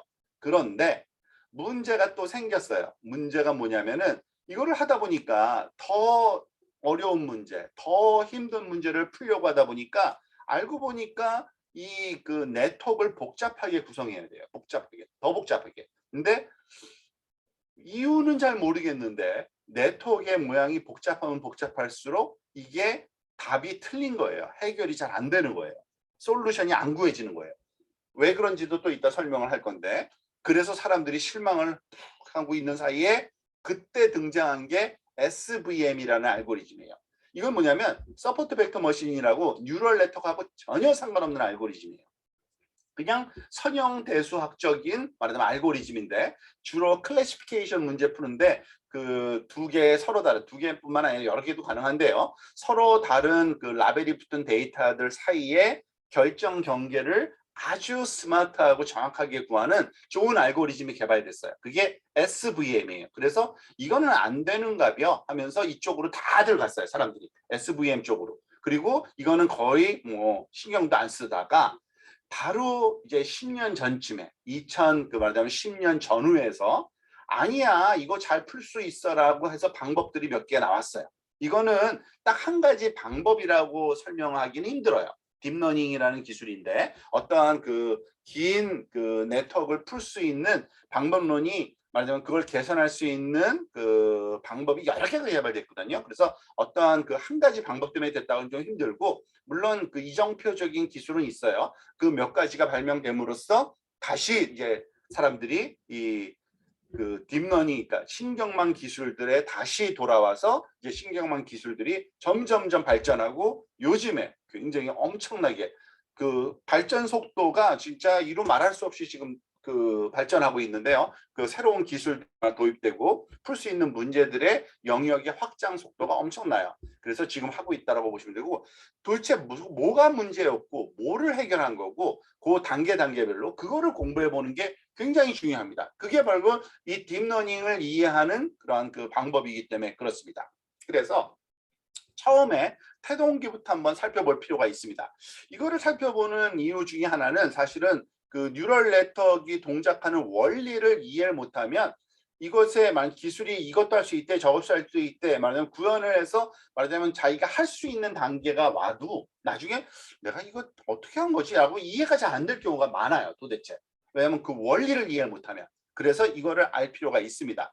자, 아까 우리가 처음에 그 신경세포 하나를 우리가 그 말하자면 모양을 말하자면은 그 수학적으로 표현한다 그랬잖아요. 그거를 사실은 보통 그 뭐 용어를 붙여서 많이 불러요. 뉴런 하나. 근데 뉴런 하나라고 하지는 않고 보통 그걸 퍼셉트론이라고 보통 부르고요. 퍼셉트론. 그러니까 그 당시에는 아주 멋있게 이름을 붙였던 것 같아요. 뭔가를 인식기네요. 그죠? 영어로 하면. 그리고 사진은 또는 로지스틱 유닛이라고도 불러요. 그 이유는 또 나중에 나오는데 이 단어는 로지스틱이라는 단어는요. 사실은 사용되는 함수 이름이 로지스틱 펑션이라는 걸 사용되기 때문에 이렇게 붙였어요. 사실은. 근데 어쨌든 아까 봤던 그 신경세포 하나를 수학적으로 모델링한 거 그거를 얘기하는 겁니다. 다시 한번 리뷰를 해볼게요. 어떻게 돼 있어요? 입력이 이거는 뭐 너무 자세하게 설명하면은 너무 복잡할 것 같아서 그러니까 사이드로 좀 빠질 것 같아서 제가 몇 개는 스킵하고 넘어가는 것 중에 하나가 있는데 바이어스라는 게 항상 있긴 있어야 돼요. 그건 나중에 또 기회가 되면 설명을 드릴게요. 그냥 노드들 중에 입력 노드들 중에 하나는 1로 봅니다. 그래야지 수학적인 어떤 완성도가 생기거든요. 그리고 나머지는 입력으로 보는 거예요. 그러니까 x1, x2, xm까지 입력이고 그것이 그냥 더해지진 않아요. 절대. 그냥 더해지기 전에 어떠한 값으로 곱해져서 더해지고 그 더해지면은 여러분들은 아무리 많은 숫자가 들어와도 더하면 다 더하면 숫자 하나뿐이 없어요.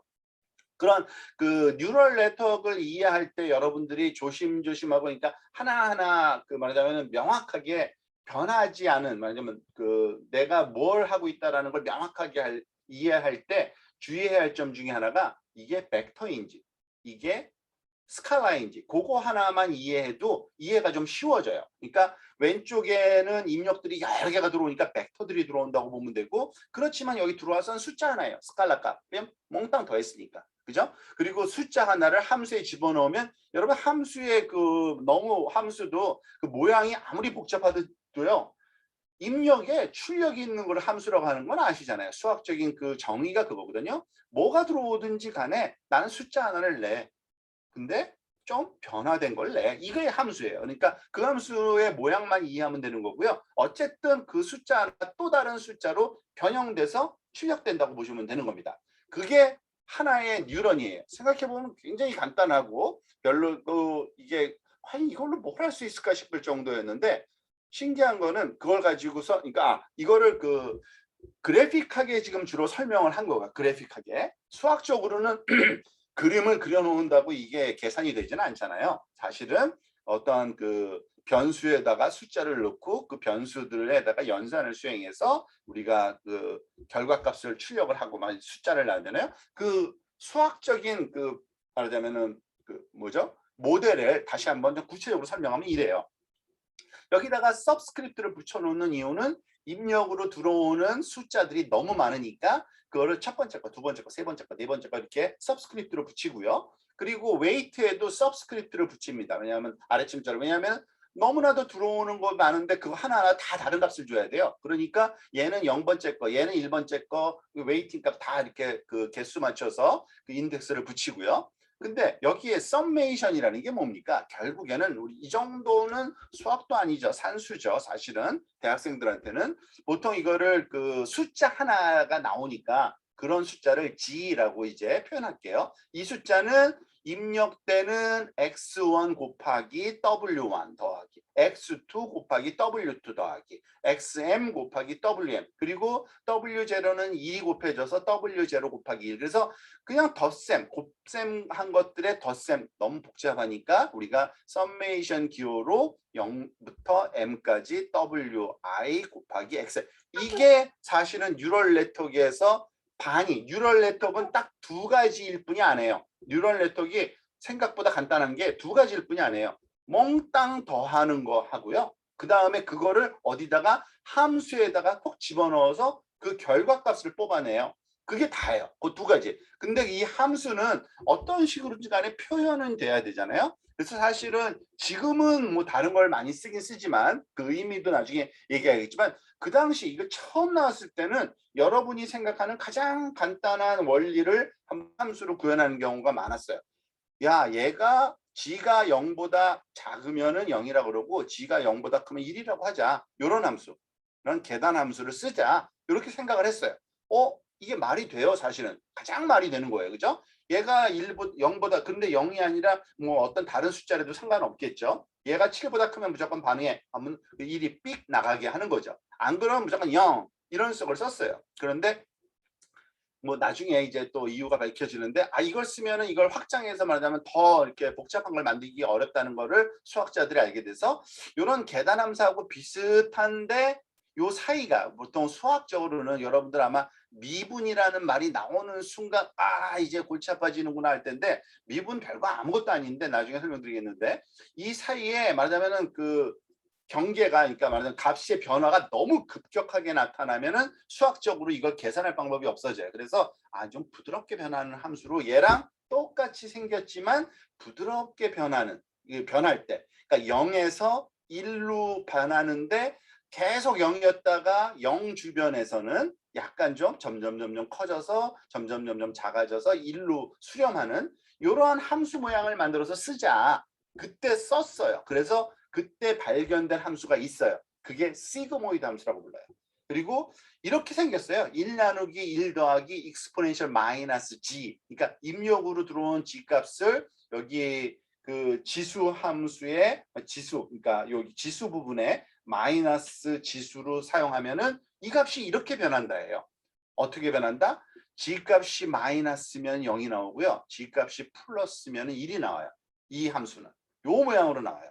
그래서 요 시그모 근데 얘가 이 함수를 또 다르게 로지스틱 함수 이름이 두 개예요. 얘는요. 로지스틱 함수라고도 불러요. 그래서 요 함수를 로지스틱 함수로 바꿔치기 한 다음에 그거를 로지스틱 유닛이라고 부르자 한 거예요. 로지스틱 유닛.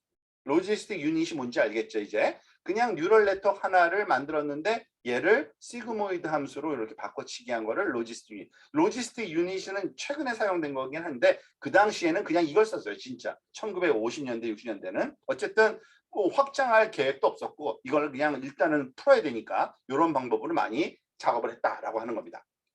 자, 그런데 그 당시에 이거의 가능성을 사람들이 갖고 놀란 이유가 바로 이겁니다. 뭐냐면 논리 문제를 풀 수 있다라는 거를 알게 됐다 그랬죠. 어떻게 알게 됐냐? 한번 해볼게요. 이거는 너무나도 간단해요. 지금은 우리가 다 알고 있기 때문에 AND 연산, OR 연산, NOT 연산이 가능하다는 거예요. 어떻게? 자, 봅시다. 이런 연산, AND 연산, OR 연산, NOT 연산을 하려면 입력이 몇 개여야 돼요? 2개여야 돼요. 그러니까 true, 그러니까 두 가지의 그 말하자면 논리 값이 있을 때 그 관계로부터 true인지 false인지를 판단하는 거잖아요. 사실 답부터 볼까요? 우리가 잘 알고 있는 답. 그러니까 그 false를 0으로 할게요. false를 0. 0이 2개가 들어가면 0이 나와야 되고요. 0이 하나라도 있으면 다 0이 나와야 되고요. 1이 들어가면 1이 나와야 돼요. 네트워크가 그런 작업을 할 수 있으면은 이 네트워크는 논리 연산을 푸는 네트워크예요. 그죠? 이게 가능할까? 한번 했는데 어떤 작업을 했냐면 사람들이 여기다가 그러면은 가중치 값을 첫 번째 그러니까 1에다가 연결된 바이어스 유닛에 연결된 거는 마이너스 30을 주고 나머지 두 개는 20을 줘봤어요. 이거를 손으로 한번 계산해 볼까요? 이 정도는 여러분들 손으로 계산할 수 있어요. 머릿속에 암산 계산됩니다. 왜냐? 1에다가 마이너스 30을 곱하면은 마이너스 30이죠. 여기 들어오는 값이 뭔지는 모르지만 x1에다가 20을 곱하면 20x1이죠. 여기 들어오는 게 뭔지 모르지만은 20을 곱해주면 20x2죠. 그러니까 몽땅 더하면 어떻게 돼요? 마이너스 30 더하기 20x1 더하기 20x2. 얘가 누구의 입력으로 들어가요? 여기 그 활성화 함수라고 이제 부를 건데 시그모이드 함수의 입력으로 들어갈 값이에요. 요 값을 계산해 보니까 x1과 x2가 0이면은 지워져서 마이너스 30이잖아요. 자, 마이너스 30이 어디예요? 시그모이드 함수에서 쭉 보면은 마이너스 함수는 쭉 가서 왼쪽 어딘가 여기에. 그죠? 0이에요. 0. 요 크기, 요 그래프의 크기 y축 값을 지금 얘기하고 있는 겁니다. 이 그래프의 y축 값. 근데 0이잖아요. 그래서 0이에요.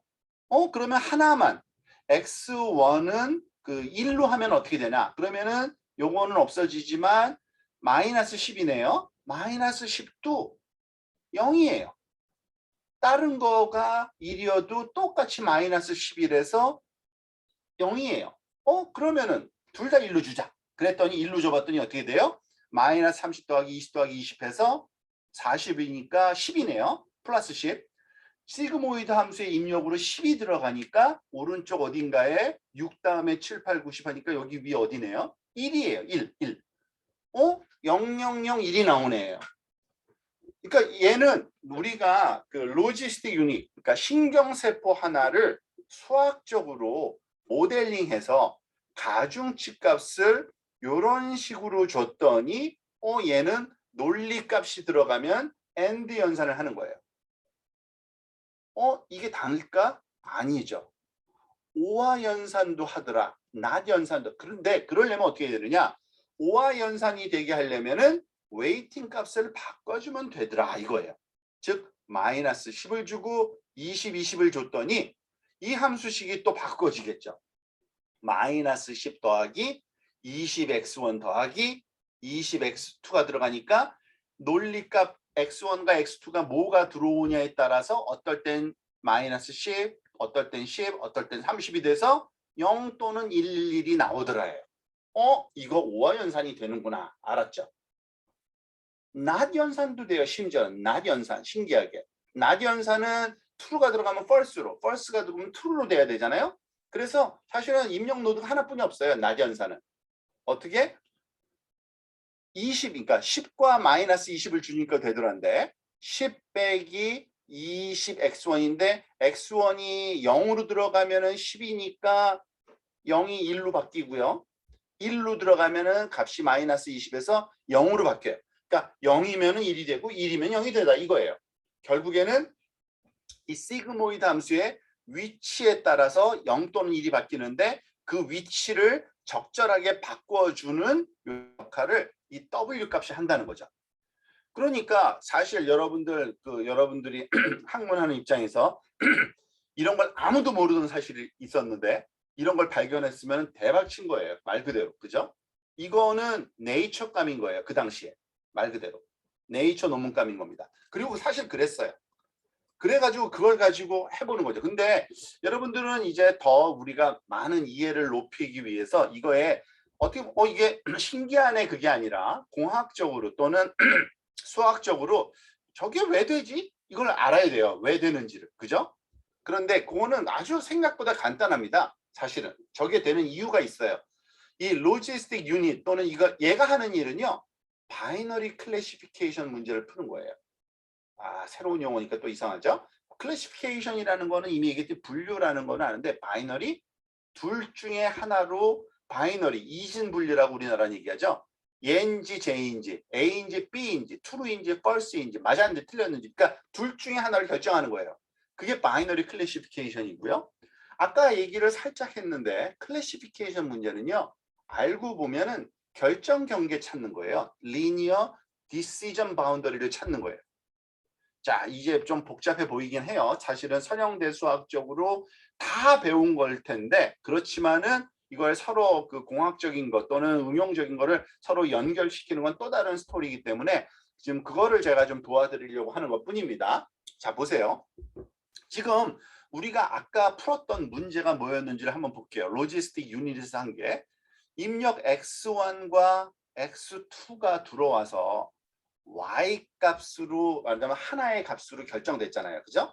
그런데 어떤 식의 결정을 했어요? y는 true 아니면 false가 됐죠. y는 true 아니면 false가 됐죠. 그리고 그 얘기는 또 뭐냐면 y1 그러니까 x1과 x2 두 개가 들어갔다는 얘기는 뭐냐면요.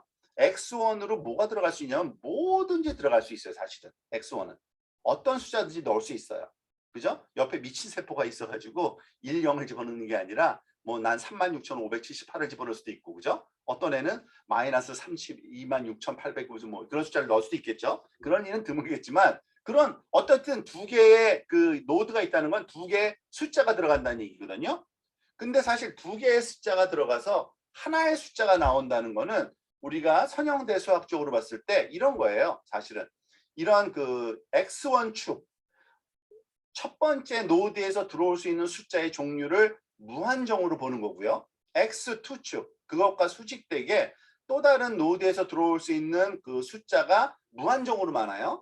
그런 도메인이 생기는 거예요. 도메인. 그런 2차원 평면이.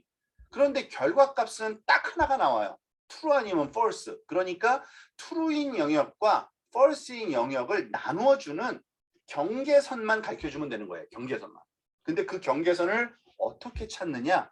이게 경계선 공식인 거예요. 사실은. 알고 보니까. 우리가 했던 덧셈 공식. 왜 그런지 볼게요.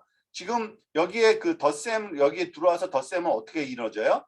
W0 더하기 X1 곱하기, 아니, W1 곱하기 X1 더하기 W2 X2. 그런데 요 값이 무슨 값이든지 가질 수 있어요. 왜냐하면 X1과 X2가 변함에 따라서 무슨 값이든지 가질 수 있는데 걔가 0일 때가 있죠. 0일 때. 0일 때. 이거를 0으로 놓으면 어떻게 돼요? 우리가 잘 알고 있는 직선 공식이죠. 이게 0일 때. W0 더하기 W1 X1 더하기 W2 X2 이퀄 0 하면은 이건 직선 방정식이에요. 그러니까 X1과 X2가 그것까지 자세하게 할 필요는 없겠지만 기울기 찾고 말하자면 Y절편 찾는 거 쉽잖아요. 그죠? X2가 제로로 놓고서 하면은 그러니까 X1을 제로로 하면은 얘를 제로로 놓으면은 X2 어디서 만나냐면은 얘는 마이너스 W0 나누기 W2일 거예요. 어쨌든 머릿속으로 한번 생각해 보세요. 요 위치도 찾고 요 위치도. 그런데 요 지점, 요 직선이 있잖아요. 직선은 0인 지점인데 그게 뭐예요?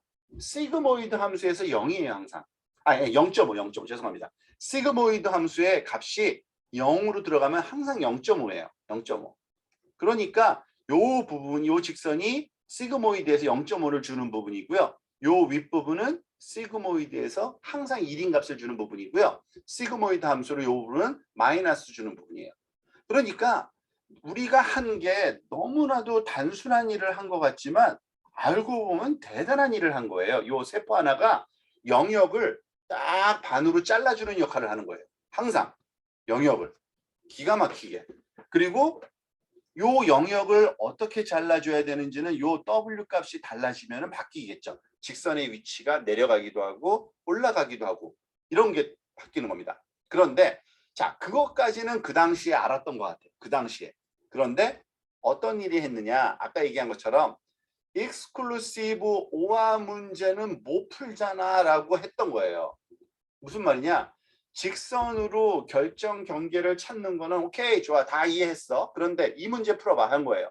0, 0이고, 그러니까 0, 0이 들어갔을 때 0이고, 말하자면 하나라도 1이일 때만 1인. 그러려면 얘 두 영역을 나누는 직선은 불가능해요. 이런 영역을 나눌 방법이 없어요. 직선 하나 가지고는 불가능해요. 그러니까 예를 들어서 여기 직선 하나 쭉 두면서 요 아래쪽은 0이고 직선 하나 쭉 또 요 위쪽은 0이고 그 사이는 1로 하면 돼. 우리가 상식적으로 뭐든지 할 수 있을 경우라면 그렇게 가능한데 지금 세포 하나 갖고는 이게 불가능하다는 걸 알았어요. 그러니까 안 되네. 이래서 실망했던 거예요. 이래서. 그런데 그때가 말하자면 첫 번째 말하자면 뉴럴 네트워크 겨울이 찾아온 거고요. 그래서 그 문제를 진짜 안 되나 해봤더니 아니야, 될 수 있다는 걸 알았어요. 근데 어떻게 된다는 거를 증명을, 그러니까 그 당시에 증명 방식이 아니라 제가 다른 말하자면은 그 방법으로 이제 설명을 드리는 겁니다.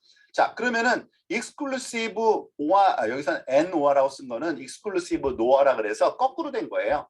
0, 110이 1001로 똑같은 거거든요. 어쨌든. 그러니까 그 exclusive NOR는 not OR예요. 그런데 그러니까 답은 이거예요. 답은 00이 들어갔을 때나 11이 들어갔을 때만 1되고 나머지는 하나씩 1이 있거나 하나씩 0이 있으면 0으로 주는 그런 문제가 익스클루시브 노아 문제인데 얘를 그러면 어떻게 풀겠냐? 아까 못 푼다 그랬잖아요. 근데 이런 식으로는 풀 수 있어요. 지금 보세요. 엔드 연산 아까 우리가 했던 거예요. 엔드 연 일부러 색깔을 붙였어요. 왜냐하면 서로 다른 연산은 다른 웨이팅을 주면 가능해요. 그래서 첫 번째 신경세포는 너는 엔드만 풀어. 마이너스 30, 20, 20 주고요. 너는 낸드라는 연산이 있어요. 우리가 살펴보지는 않았어요. 약간 not end라 그래서 입력값에다가 not을 붙인 다음에 end를 한 거예요. 얘는 이렇게 바꿔치기 하면 돼요. 10, 마이너스 20, 마이너스 20 하면 얘는 파란색 요 네트워크는 낸드 연산을 풀어요. 이건 우리가 했던 거죠. 오화 연산. 마이너스 10, 20, 20을 주면은 오화 연산을 풀어요. 그런데 이거를 그냥 놔두는 게 아니라 이런 식으로 AND죠. 빨간색이. 빨강색 신경세포 결과물을 가져다가 놓고 이 파란색 신경세포 낸드 연산의 결과물을 또 다른 신경세포에 갖다 놓고 얘를 입력으로 사용해서 얘를 입력으로 하는 오화 연산을 붙여놨더니 얘가 익스클루시브 노화 문제를 풀더라예요. 신기하죠? 근데 해보니까 돼요. 진짜 돼요. 즉 제로 제로가 들어가면은 첫 번째에서는 AND니까 제로가 나오고 NAND는 1이 나오고 등등등 일일이 따라보진 않겠지만 여러분들 관심 있으면 한 번씩 차근차근 한번 해보세요. 이렇게 돼서 결과가 1001이 나오더라요. 그런데 뭐가 달라졌어요? 아까랑 예전에 우리가 신경세포 하나만 갖고 할 때랑 달리 그 신경세포의 결과물을 입력으로 쓰는 또 다른 신경세포를 붙여놓으면 복잡한 문제도 풀 수 있네요. 복잡하다는 건 뭐냐면 직선 하나로 구분하는 게 아니라 직선 여러 개로 영역을 나누는 게 가능하구나라는 걸 이제 알게 된 거예요. 그게 사실 뉴럴 네트워크가 각광을 받는 이유인 겁니다. 자, 정리하면 이래요. 사실은 AND 연산은 이런 건데 AND 연산은 말하자면 2차원 말하자면 평면상에서 봤을 때 2차원 평면상에서 봤을 때 여기 그 1의 위치가 빨간색이 말하자면 true라고 보는 겁니다. true 영역과 true가 아닌 영역을 나누는 직선이 이런 식으로 만들어지면 얘를 풀 수 있다 그랬죠. 근데 이 직선은 사실은 신경세포 하나에서의 가중치 값에 의해서 결정되는 직선이에요. 그죠? 그걸로 푼 거예요. 그리고 얘는 그 직선의 위치가 아래쪽으로 조금 내려오면 오화 연산을 풀고 있는 거예요. 그리고 익스클루시브 오화 문제는 그걸로 못 푼다 그랬죠. 어떻게? 직선을 두 개를 하니까 되더라는 겁니다. 즉, 첫 번째 앞에 놓인 그 신경세포의 직선과 두 번째, 그 다음에 결과로 나온 신경세포의 직선이 서로 이렇게 중첩되면서 이 두 개를 풀 수 있게 된 거예요. 그게 바로 그러니까 뉴럴 네트워크가 된 겁니다. 이제 두 개지만 벌써 네트워크의 기초 단위가 하나 이상인 거잖아요. 벌써 이제부터 이게 가능해진 겁니다. 자, 그러면은 여기에 그런 문제가 생기죠. 오케이, 좋아. 그런데 AND, OR, NOT, 뭐 exclusive OR 다 뭐 그 되는 것 같아. 근데 그냥 저는 설명도 안 하고 W가 이렇게 하면 된다, 저렇게 하면 된다, 직관적으로 이럴 거다라고 해서 해봤더니 된 것뿐이거든요. 그러면 일반적인 좀 더 다른 문제를 풀 때는 그 W를 어떻게 결정해야 되는데 W 결정하는 방법이 있어야 될 거 아니에요. 그죠? 사실은 그 방법을 찾을 수 있는 방법이 없었어요. 처음에는. 그게 바로 문제였던 거예요. 그게 그래서 안 된다고 얘기한 건데 사실 기본적인 원리는 이겁니다. 근데 그 방법을 못 찾다가 순서가 조금 제가 요거를 저걸 앞에다가 놓을 걸 잘못했네. 제가 또 갔다가 다시 돌아올게요. 요거를 위치를 하나 바꿔놔야겠네. 자, 봅시다. 아니다. 맞다. 요대로 그냥 해도 되겠다. 자, 보세요. 지금 벌써 이제 그 층 구조가 만들어진 거예요. 이제 층 구조. 무슨 말이냐면은 처음에는 뉴런 하나만 갖고 했는데 그 결과를 입력으로 쓰는 또 다른 뉴런이 붙어 있는 거잖아요. 그죠? 그럴 때 그 첫 번째 거를 우리가 처음 들어가는 입력층이라고 그러고요. 그리고 그 출력층은 아웃풋 레이어라고 얘기를 하는데 그 사이에 말하자면 연결이 생기는 거죠. 그거를 우리가 히든 레이어라고 불러요. 우리가 은닉층이라고 불러요. 히든 레이어. 그리고 그 모든 노드들이라고 그러죠. 이렇게 동그라미로 표현한다는 건 알고 보면 숫자예요. 숫자. 결국엔 숫자를 상징하는 거고 그 숫자가 연결되어 있다라는 것을 표현하기 위해서 직선으로 화살표로 항상 이렇게 긋죠. 우리가 뉴런을 표현할 때, 인공지능을 표현할 때. 그리고 거기에 뭐 이렇게 표현을 하기도 하고 안 하기도 하는데 거기에 말하자면 그 가중 요 연결된 것이 전달될 때 그냥 절대 안 되고 요런 값이 곱해져서 전달되기 때문에 요 가중치 값이 거기에 쓰여져 있게 되는 거죠. 근데 이거를 그럼 어떻게 풀어야 되느냐? 사실은 이런 식으로 풀어요. 요것에 대한 이거는 그냥 개념적인 얘기만 먼저 하고 진짜 말하는 수학적인 얘기는 나중에 하겠는데 어떤 식으로 풀냐면은 일단은 x1, x2, x2, x3 입력을 집어넣으면 그 다음에 더하고 그러니까 곱하고 더하고 함수 적용하고 곱하고 함수 적용하고 이게 풀 수가 있거든요. 계속적으로 마지막에 결과값까지 얻을 수가 있어요. 그런데 이 결과값이 당연히 우리가 원하던 결과값이 아니에요. 엉망이죠. 왜냐하면은 이 가중치 값이 뭐로 세팅되어야 될지 모르는 상태에서 시작하기 때문에 그냥 아무 값이나 주고 시작해요. 처음에는. 그래서 보니까 뭐가 발생해요? 에러가 발생해요. 에러. 잘못됐다라는 게. 그죠? 이 결과값이 우리가 원하는 그 실제 값과 전혀 다른 값이 나오거든요. 그러면은 그걸 가지고서 다시 돌려주면서 고쳐 이러는 거예요. 어떻게? 얘가 에러가 작아질 수 있도록 고쳐 사실은. 근데 이건 말이 쉽지 어떻게 고쳐야 얘가 에러가 작아지는지를 모르잖아요. 그죠? 그 방법을 수학적으로 밝혀냈어요. 사람들이 다. 그것이 말하자면 또 다음 단계고 그 내용은 우리가 살펴볼 거고요. 그런데 그 내용에 앞서서 보통 그러면은 이제 그러면은 신경세포 하나로 풀 수 있는 문제는 간단하고 신경세포를 붙이면 붙일수록 조금 더 복잡한 문제를 풀 수 있을 것 같다는 느낌은 들어요. 그런데 구체적으로 얼마만큼 복잡한 걸 풀 수 있는데 뭐 이런 거 이거 사실은 설명하기가 쉽지는 않아요. 사실은. 그런데 보통 우리가 그 주먹구구식 말하자면 그런 그 설명은 이래요. 1층 구조. 이 1층 구조라는 건 신경세포 하나예요. 결국엔 하나. 신경세포 하나로 할 수 있는 거는 직선으로 된 결정 경계뿐이 못 풀어요. 그러니까 전형적인 영역 나눔이 있죠. 그러니까 이 위쪽은 true, 아래쪽은 false 이렇게 나눌 수 있다래요. 그러니까 그거는 이미 이제 충분히 이해됐을 거예요. 그런데 그러면은 얘 갖고 못하는 문제가 뭐냐면요. A, B, B, A 이렇게 영역이 서로 크로스 엇갈리게 있는 영역은 못 풀어요. 그리고 심지어는 이렇게 도나스 모양으로 B, 바나나 모양이라 그래야 되나요? 요 영역이 B고 요 영역이 A인데 그걸 나눌 수 있어? 못 나눠요. 직선으로는 못 나누니까. 그런데 2층 구조. 층 위에다가 또 뉴럴 네트워크를 붙여서 문제를 풀게 되면은 직선이 최소한도 2개는 생기거든요. 결정 경계로 쓸 수 있는 게. 그래서 보통 전형적인 모양은요. 이 노드의 개수에 따라 또 달라지기 때문에 그런 건데 이렇게 말하자면은 그러니까 piecewise linear라고 그러죠. 보통 그 조각조각 말하자면 그 직선인 이러한 그 굴곡진 면을 말하자면 결정 경계로 만들어낼 수가 있어요. 그리고 심지어는 이렇게 익스클루시브 오화 문제 풀 수 있고요. 얘도 완벽하진 않지만 이전보다는 좀 낮게 약간 삐딱하게 영역을 나눠서 풀 수 있지도 않을까라는 느낌까지 가질 수 있어요. 근데 하나를 더 늘렸다. 3층 구조. 그러면은 뭐 거의 모든 문제를 풀수하고 있다고 봐요. 그러니까 그 2차원 공간상에서 예를 드는 겁니다. 심지어는 이렇게 구멍이 뚫린 영역도 만들 수 있고요. 그리고 서로 다른 모양을 갖는 동떨어진 영역도 만들 수 있어서 당연히 XO와 문제 풀 수 있고요. 맞물린 영역도 이렇게 가위로 오려낸 듯한 이렇게 영역을 나눠서 얘를 A, 얘를 B로 나누는 이러한 그 솔루션이 구해지는 거기에 말하자면 A, 그러니까 결과물이 여기는 A야, 여기는 B야 이렇게 완벽하게 나눠질 수가 있어요. 그 정도로 복잡한 문제를 풀 수 있다는 얘기입니다. 쉽게 얘기해서 그런 감을 가지고서 우리가 이해를 하시면 됩니다.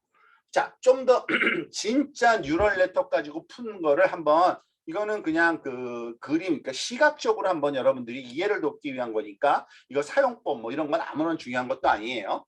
지금 이거는 그 여러분들이 그 링크 따라 들어가면은 사실은 살펴볼 수 있는 건데 뉴럴 네트워크 플레이그라운드라는 사이트에 있는 거예요.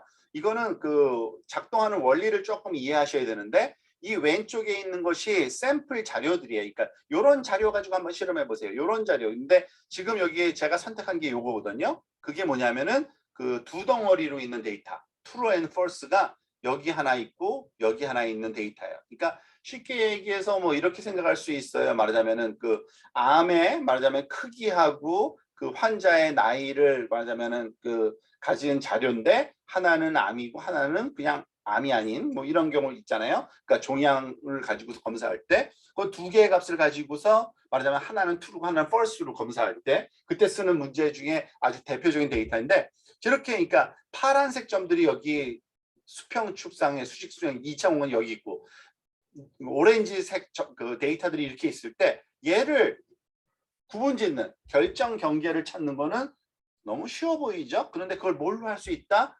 두 개의 여기서는 노드를 그런 네모칸으로 여기 표현했어요. 두 개의 노드가 들어가서 오른쪽에 큰 네모칸도 결정 노드예요. 그 하나의 뉴런으로 이걸 풀 수 있다는 걸 보여주는 거예요. 그리고 이 결과물이 여기 겹쳐져 있는 거예요. 여기 시그모이드 함수 결과물이 그 0일 때가 0.5가 흰색 자리고요. 흰색 자리고 요 위쪽이 그 1이고요. 아래쪽이 여기서는 그 다른 식으로 표현했네요. 마이너스 1과 1로 표현했는데 여기가 0이고 여기 흰색 파란색 공간이 1이고 오렌지 공간이 0 마이너스 1로 이렇게 둘로 나눠 표현해 본 것 뿐입니다. 이런 학습이 가능하다예요. 뉴런으로. 이런 문제는 어떻게 풀어야 될까요? 이런 데이터. 이런 데이터는 아까 얘기한 익스클루브 오어 문제랑 똑같은 거죠. 이 왼쪽 위에 4분면, 아래쪽 오른쪽 아래 4분면의 값이 똑같고 이 그 두 영역이 서로 맞물려서 지나가잖아요. 그래서 이런 문제를 풀려면은 사실은 뉴런 요 결정 경계가 여기하고 여기가 이렇게 찾아져야지 풀리는 건데 뉴런 하나 갖고는 안 된다는 걸 알아서 다시 실험을 해본 거예요. 요 사이에다가 뉴런을 넣고 그 결과값을 이 그 마지막 뉴런의 입력으로 사용했더니 이렇게 결정 경계가 구해졌다는 것을 보여주는 겁니다. 이건 진짜 뉴럴 네트워크를 학습한 다음에 그걸 시각화시킨 거예요. 이런 거는 어떻게 풀어야 될까요? 이런 것. 이런 문제. 지금 외부에 동그랗게 환영으로 많은 데이터들이 모여 있고 그 안쪽에 또 다른 데이터들이 있는데 얘네 둘을 결정 경계를 나누려면 결정 경계가 당연히 동그랗게 놓여야 되는데 그죠? 그랬더니 알고 보니까 층을 하나를 더 늘렸더니 되는 거예요. 층을 하나 늘렸더니 이런 결정 경계가 찾아지는 거예요. 그래서 입력이 들어가고 그 히든 레이어 1, 히든 레이어 2, 마지막 결정 경계가 이렇게까지 얻어지고 심지어는 이것도 가능해요. 보통 우리가 이거는 뭐 스위스 롤 문제라고도 얘기를 하는데 이런 스파이럴 무늬 이렇게 뭐죠 회전하면서 말하자면 바뀌는 거. 요 두 개의 영역을 나누기가 너무 어려워 보이잖아요. 우리가 상적으로 봐도 그죠? 요 노란색 그 점들의 영역과 파란색 점들의 영역을 나누고 싶어요. 그러려면은 아까 한 것처럼 말하자면 계속 확장되어 보면은 알고 보니까 층을 하나 이게 반드시 4개여야 된다는 아니고요. 제가 이것저것 실험하다가 얻은 건데 이 정도 되면 쉽게 구하더라고요. 층을 하나, 둘, 셋, 4개로 하고 그 층마다 노드도 2개만 한 게 아니라 조금씩 늘려줬거든요. 그랬더니 결정 경계가 이렇게 구해진다예요. 대단한 거죠, 그죠? 자, 그래서 사람들이 이제 그 욕심을 내기를 시작했어요. 욕심을 내기 시작했다는 게 뭐냐면 이게 말하자면 그 푸는 방법 제가 그 부분을 빠뜨렸네. 잠깐만요. 좀 설명이 잠깐만요. 아까 그 내용을 잘 얘기를 안 했구나. 그 내용을 아까 여기서 설명을 했어야 되는데 좀 안 했네. 이거를 푸는 방법을 알아냈어요. 그러니까 얘네들이 그러니까 에러가 작아지는 쪽으로 이걸 그 웨이팅 값을 계산하면 되는데 그 방법론은 찾았어요. 그 방법론은 나중에 설명할게요. 근데 방법론은 찾았어요. 그리고 그 방법을 우리가 뭐라고 부르냐면은 알고리즘을 백프로퍼게이션이라고 부르는 알고리즘이 있어요. 이 백프로퍼게이션으로 그걸 찾았기 때문에 사람들이 이거를 할 수 있게 된 거예요. 복잡한 네트워크도 이제 풀고 싶었던 거죠. 그런데 사람의 그 욕심이 또 이제 끝도 없고 사람이 하자면 이제 방법을 알게 되면 이걸 이것저것 많이 해보고 싶은 거죠. 그죠? 그래서 어떠한 좀 복잡한 문제를 풀어보자. 그러면 기왕 이렇게 된 거 진짜 어려운 문제도 풀자. 해봤더니 이런 문제를 풀어야 되겠다라는 그 결론에 도달한 겁니다. 예를 들어서 네트워크를 이제 굉장히 복잡하게 할 거예요. 심지어는 unstructured data를 이제 접근하기 시작합니다. 여기서 unstructured data라는 건 보통 우리가 데이터를 얘기할 때 여러분들이 그 응용하고자 하는 데이터들이 테이블 또는 엑셀 형태라 그러죠. 테이블 형태로 잘 정리되어 있는 거를 structured data라고 하고요. 테이블로 정리가 불가능한 데이터들이 있어요. 소리 또는 그 이미지 뭐 이런 것들이죠. 그죠? 그런 것들은 unstructured 데이터인데 unstructured 데이터를 가지고서 그러면은 이거를 말하자면은 그 인공지능을 가지고서 그러니까 뉴럴 네트워크를 가지고서 우리가 새로 발견한 그거 갖고서 다양한 문제를 한번 풀어보자예요. 이거는 사실은 그 뉴럴 네트워크 상에서는 그 헬로 월드격 예제예요. 그리고 헬로 월드격 프로그램이기도 한데 이런 겁니다. 왼쪽에 지금 있는 입력, 얘가 왼쪽이 입력이고요. 오른쪽이 출력이에요. 뭘 말하는 거냐면 왼쪽에 있는 거는요, 사실은 이미지 수백 개를 지금 보여주고 있는 거예요. 요 숫자 하나하나가 이미지예요. 이미지. 0이라는 손으로 쓴 글씨 이미지고요. 1이라고 쓴 숫자 손으로 쓴 글자 이미지고요. 2라고 쓴 숫자 이미지, 글씨 이미지예요. 그거를 이렇게 쭉 붙여서 보여준 것 뿐이에요, 그냥. 그래서 이러한 그 이미지들, 근데 이 이미지는 0이고 이미지는 1이고 이걸 나타낸다는 걸 가르쳐주면서 얘를 학습시켜서 그 결과가 나중에 어떠한 숫자든지 간에 쭉 집어넣어주면 이미지로 얘가 3이네, 4네 이걸 알아낼 수 있게, 이렇게 판단할 수 있게 이런 문제 풀어보자예요. 그런데 그런 문제를 풀려면 네트워크를 어떻게 구성해야 되느냐면 이런 거예요. 사실은 이미지가 들어가야 되잖아요. 이미지는 어떻게 집어넣어요? 이미지를 구성하고 있는 픽셀 하나하나를 입력 노드로 사용해요. 그래서 입력에 말하자면 그러니까 사용하는 그 이미지가 28 by 28이다 하면은 28 곱하기 28 하면 784개거든요. 픽셀 784개가 입력으로 들어가는, 그러니까 입력층의 노드가 아까 논리 문제를 풀 땐 2개뿐이 없었지만 이제 들어갈 노드가 많아졌어요. 784개의 입력 노드가 필요한 거예요. 그런데 그것이 들어가서 계산돼서 결과값으로 나올 땐 몇 개가 나와야 되느냐? 우리가 답하고 싶은 답의 종류가 몇 개예요? 10개예요. 0이거나 1이거나 2거나. 그죠? 숫자의 종류는 10가지뿐이 없거든요. 그래서 10개를 출력으로 하는 노드를 만들어서 이 네트워크를 가지고 훈련시키면 되겠다예요. 이해되죠? 이런 식의 문제를 푸는 거예요. 아, 그러면 그거 갖고 하면 되겠구나 라고 사람들이 생각했어요. 그런데 문제는 이거예요. 그 숫자는 풀려요. 사실은 그거 하나 정도는. 근데 아니 그것만 할 수 있어? 더 많은 것도 할 수 있지 않을까? 얼굴 집어넣고 이 사람의 나이, 성별, 말하자면 지금 기분 상태, 뭐 여러 가지 또는 그 누군지까지도 밝혀낼 수 있으면 더 좋지 않을까? 이런 문제도 풀자 해봤어요. 했더니 그러려면 어떻게 해야 되느냐? 이 사이에 있는 층이 히든 레이어가 너무 많아야 된다는 걸 알았어요. 히든 레이어, 왜냐하면은 이건 나중에 또 우리가 공부해 볼 건데, 이 아까는 우리가 말하자면 결정 경계 측면에서 뉴럴 네트워크를 이해했지만 사실 뉴럴 네트워크를 이해하는 방법은 굉장히 많아요. 왜냐하면 복잡하다 보니까 그걸 하나로 설명하기 좀 힘들어요. 근데 때때로 이런 방법도 많이 써요. 이미지에 사용된 것들은 사실은 알고 보면 얘는 그 이미지를 구성하는 필요한 기본적인 말하자면 그 기하학적인 형상들을 찾아내고 그것들이 조합해서 나타날 수 있는 조그마한 형상 모음을 찾아내고 그 형상 모음으로 말하자면 만들어낼 수 있는 복잡한 형상들을 찾아내는 이러한 그 역할을 한다라고 해서 사실은 얼굴을 판단하기 위해서는 이 사이에 네트워크에 말하자면 층들이 많아야 된다는 걸 알았어요. 그래서 뭐 하지 왜 뭐 못할 거 뭐 있어? 한번 해봤어요. 근데 그랬더니 문제는 안 되더라요. 안 되더라. 이거 돼야 되는데 왜 안 되지? 이거 돼야 되는데 왜 안 되지? 매번 실패한 거예요. 근데 알고 보니까 거기서 왜 실패하는지를 알아냈어요. 사실은. 그거는 유명한 문제인데 vanishing gradient 문제라는 게 있어요. 그러니까 vanishing은 사라진다라는 단어고요. gradient는 뭐죠? 점진적으로란 뜻이고 죄송합니다. gradient는 진짜 gradient예요. 수학적인. 이제 그 내용을 얘기를 할 때가 되긴 됐는데 gradient라는 거는 여러분들 어떤 뭐죠?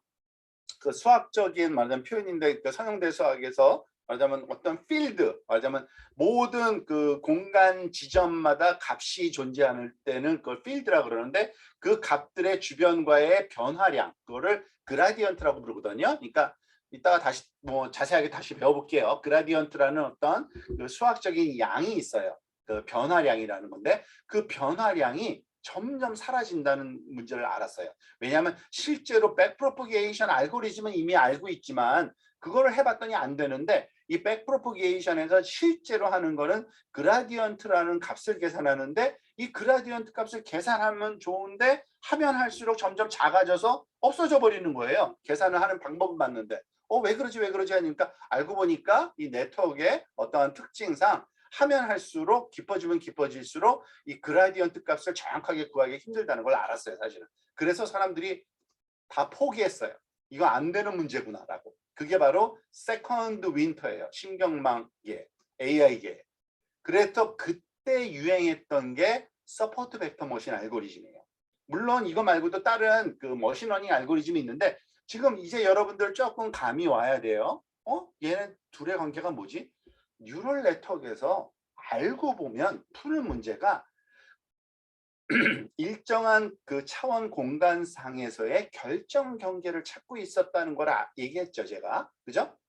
그 문제를 더 복잡해지니까 못 풀겠는데 아니야, 난 복잡해도 풀 수 있어 하는 애가 나온 거예요. SV, 서포트 벡터 머신이 그거예요.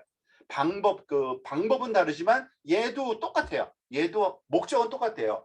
그 n차원 공간의 점들의 그 사이를 정확하게 그 구분 질 수 있는 결정 경계면을 찾는 거거든요. 디시전 바운더리를 얘는 굉장히 잘 찾는 거예요. 물론 한계는 있어요. 그렇지만은 얘를 확 가버렸어요. 그러다가 우리가 방법을 찾은 거예요. 그죠? 그게 소위 딥러닝 방법이라는 거예요. 그런데 이 딥러닝 방법은 이게 딥러닝이다라고 얘기하기는 좀 힘들어요. 왜냐하면은 이게 이제 복합적인 거예요, 사실은. 어떻게 보면은 지금 아주 대표적인 예를 제가 여기가 3가지 정도 써놨는데 뉴럴 네트워크 신경망을 학습시키는데 문제가 됐던 그 베니싱 그라디언트라는 문제를 해결하려고 많은 노력들을 했는데 제일 처음에 한 거는 이거예요. 액티베이션 함수를 시그모이드 함수를 써서 그래. 렐루로 바꾸자. 그 의미를 몰라도 상관없어요. 이런 걸로 바꿔치기가 띵가 뭐. 그냥 돼요. 사실 제가 보기엔 이게 다 했어요. 얘가 혼자 다 했어요. 렐루라고 액티베이션 함수 바꾼 게 답이었어요. 그거 하나 바꿨더니 다 작동돼요. 근데 그거 말고도 또 다른 개선할 여지가 많아서 소위 그 좀 어려워요. Restrict Boltzmann Machine이라는 방법을 써가지고 Deep Belief Network을 구성하면 된다. 이거는 말은 굉장히 복잡하지만 차근차근 첫 번째 층 초기화시키고 두 번째 층, 세 번째 층 차근차근 꼼꼼하게 잘하면 된다예요. 차근차근 꼼꼼하게 하면 한꺼번에 풀지 마. 차근차근 풀어. 이러면 돼. 이건 방법론이고요. RNN에서 또 이것도 배워볼 건데 나중에 LSTM이나 GRU라는 아키텍처를 조금 바꿔주면은 이거 된다예요. 그러면 베니싱 그라디언트가 해결된다예요. 그러니까 그리고 지금 계속적으로 조금씩 개선되고 있어요. 그 문제는. 그래서 베니싱 그라디언트를 문제를 풀었다는 거는 똑같아요. 근데 그걸 그 문제를 해결하는 방법론이 너무 다양해요, 사실은. 그래서 이게 바로 이제 딥러닝 인공 그 신경망 심층 인공신경망이 동작하기 시작한 거예요. 그래서 이게 딥러닝 시대가 도래를 한 겁니다. 그게 바로 지금 역사예요. 그런데 사실은 그게 깊게 하면 뭐가 좋은데 라는 어떤 이론적인 어떤 배경도 좀 필요하긴 해요. 근데 바로 이겁니다. 사실은 기존적인 뉴럴 네트워크를 썼을 때의 그 커브가 지금 요거는 어떤 커브냐면요. 수평축으로 데이터가 많아지면 많아질수록 퍼포먼스이 좋아지는 거를 지금 그리고 있는 거거든요. 당연히 좋아져요. 그런데 이 빨간색 커브 보세요. 트래디셔널한 머신러닝, 뭐 SVM, 뭐 PCA, 뭐 또는 뭐 아까 얘기한 뭐죠? 랜덤 포리스트 뭐 등등등. 그러니까 신경망을 제외한 나머지 방법들을 얘기하는 거예요. 보통 머신러닝이라고 하는 거. 그것들은 일정한 수준에 도달하면 더 이상의 퍼포먼스가 좋아지질 않아요. 아무리 데이터가 많아도. 그런데 네트워크는 참 신기한 게 뉴럴 네트워크는 깊어지면 깊어질수록 퍼포먼스 향상률이 좋아요. 점점 좋아지는 거예요. 깊은 걸로 하면. 낮은 걸로 하면은 얘는 뭐 트레디셔널 정도 수준을 머물기도 해요. 그러니까 그래서 딥러닝 하는 거예요. 딥러닝을 하면 데이터만 많으면 무지하게 좋아진다예요. 자, 그래서 여기 볼게요. 그것을 말하자면은 그 지금 사실은 그 딥러닝에 말하자면은 뭐 불을 지폈다 그럴까요? 말하자면 사람들이 막 으쌰 하고서 이쪽으로 확 말하자면은 그 여기가 말하자면 대생가벼 하고 가게 될 만든 그런 콘테스트가 하나 있어요, 사실은. 그게 이미지넷 콘테스트라 그래가지고 이게 아마 2004년, 2010 10년도인가 12년도인가 시작돼서 지금은 멈췄어요. 왜냐하면 다 풀었어요. 더 이상 할 게 없다예요. 다 끝까지 갈 때까지 다 갔다예요. 이거는 사실은 ILSVRC라고 보통 부르고 짧게 이미지널 챌린지라고 하는 건데 뭐냐면 이거예요. 이런 사진들이 있어요. 여기 지금 사진들 보이죠? 얘는 사진들 몇 개 주냐면은 그 120만 개 자료를 줘요. 사진을 줘요. 그런데 거기에 라벨이 다 붙어 있어요. 근데 라벨이 5개가 붙어 있어요. 첫 번째는 얘가 왜냐하면 그 이미지 안에 들어있는 대상들이 많잖아요. 그래서 가장 중요한 것부터 가장 말하자면 안 중요한 것까지 5개씩 라벨이 붙어 있거든요. 이거를 120만 개를 공개했어요. 그리고 훈련시키게 했고, 근데 카테고리는 몇 개가 있냐면은 1000개 카테고리예요. 요런 얘가 뭔지 1000개 중에서 요 5개를, 1개를 가장 중요한 건 1개, 5개를 찾아내는 콘테스트인데, 그리고 그 훈련 자료만 공개하고 테스트 자료에 대해서 그 실험을 하게 말하자면 그런 콘테스트예요. 그랬더니 여기 지금 보니까 이런 거를 다 찾아내는 거예요. 여기 들어가서 딱 보면은 아 이거 레오파드네. 그리고 제규어일 수도 있고 치타 같기도 하네요. 뭐 이런 식으로 찾아내는 거예요. 2010년도, 2021년도까지는 요때까지가 언제냐면 기존의 머신러닝 방법을 쓰던 시대예요. 그게 2012년도에 그 알렉스넷이라는 말하자면 인공신경망 기술이 처음 적용됐어요. 이때부터 사람들이 이제 말하자면 그 흥분하기 시작했어요. 왜냐하면 여기에 에러거든요. 에러율이 이만큼 떨어졌어요. 26%에 10%가 푹 떨어진 거예요. 그러니까 정확도가 올라간 거죠. 에러율이 떨어졌으니까. 그때부터 사람들이 이제 아 이거 인공신경망 정말 되네 하고 놀란 거예요. 그래서 그 다음 해에는 한 5%또 줄였어요. 누가. 그 다음에는 또 5% 더 줄였어요. 구글넷, VGG넷이라는 게 나왔어요. 근데 그 다음에는 여기 빨간색을 건너뛰고 레지넷이라는 게 나와서 더 줄였어요. 그런데 이 빨간색은 뭐냐? 사람이에요. 사람은 정확도가 5%예요. 그러니까 틀린 에러율이. 2015년도에 인공신경망 기술이 사람의 그 정확도를 넘어서기 시작했어요. 물론 더 좋아져서 2.3 지금은 이제 끝났어요. 이제 콘테스트 안 해요. 왜냐하면은 할 의미가 없어요. 사람보다 더 잘하니까. 그런 지금 상황에 와 있습니다. 근데 제가 시간 조절을 조금 못해서 사실은 요 내용이 더 있는데 그 벌써 11시 50분 된 것 같아서 휴가는 좀 지켜가고 요 뒤부터 다시 계속해서 설명 가능하니까 여기까지만 설명하고 요 나머지 부분은 이제 우리 점심시간 후에 한번 설명을 하겠는데요. 그래도 뭐 아직은 그 오피셜리 10분은 남아 있으니까 그 질의응답을 좀 받았으면 좋겠어요. 질문 있으면 질문해 주세요.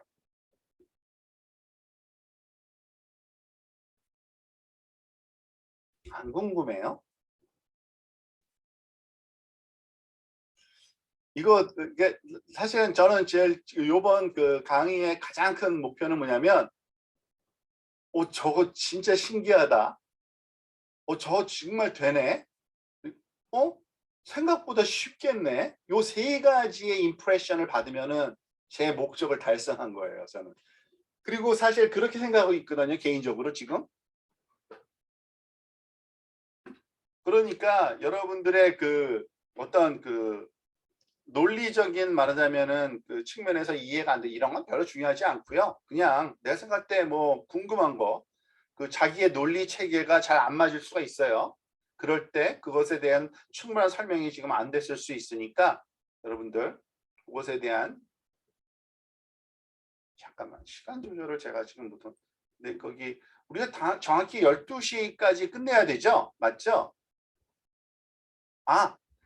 지금 10분 남았으니까 그냥 맞아 끝낼게요. 죄송합니다. 제가 조금 여기에 그걸 이걸 다시 내가 디자인을 따로 했지. 맞아 하고 하는 게 이거 별 슬라이드 3개뿐이 안 됐으니까 10분 안에 끝낼 수 있을 것 같아요. 제가 착각했습니다. 미안합니다. 자, 그래서 어쨌든 이 이미지널 챌린지 때문에 사람들이 아직도 이걸 써요. 아직도 어떠한 그 알고리즘 개발하면요.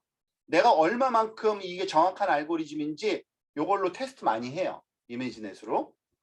자, 알렉스넷이라는 걸 한번 보여줄게요. 알렉스넷. 뭐 이게 뭔지 몰라도 상관없어요. 전혀.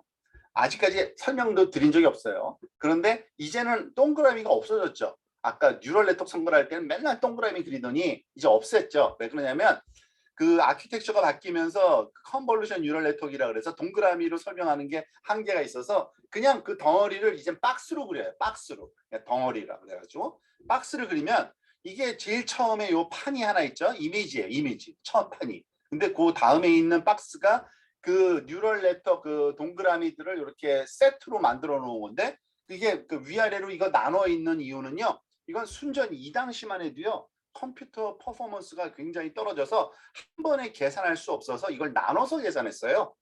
이 당시만 해도. 이 당시만 해도.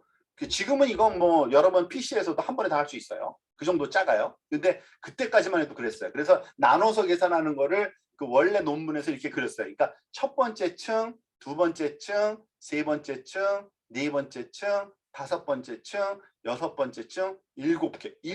그러니까 아웃풋까지 포함해서 8개 층으로 구성했어요. 그러니까 예전에 한 두세 개로 하던 거에 비하면 굉장히 딥해진 거죠. 이걸로 풀었더니 엄청나게 좋아졌던 거예요.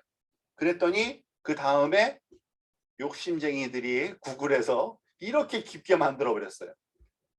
우린 컴퓨터가 충분하고 우리는 충분히 파워풀 세니까 한번 갈 때까지 가보자 그거예요. 완전하면 여기 보세요. 왼쪽이 입력이고요. 오른쪽이 출력인데 여기 네모칸 몰라도 돼요. 이게 뉴럴 네트워크의 한 층이에요.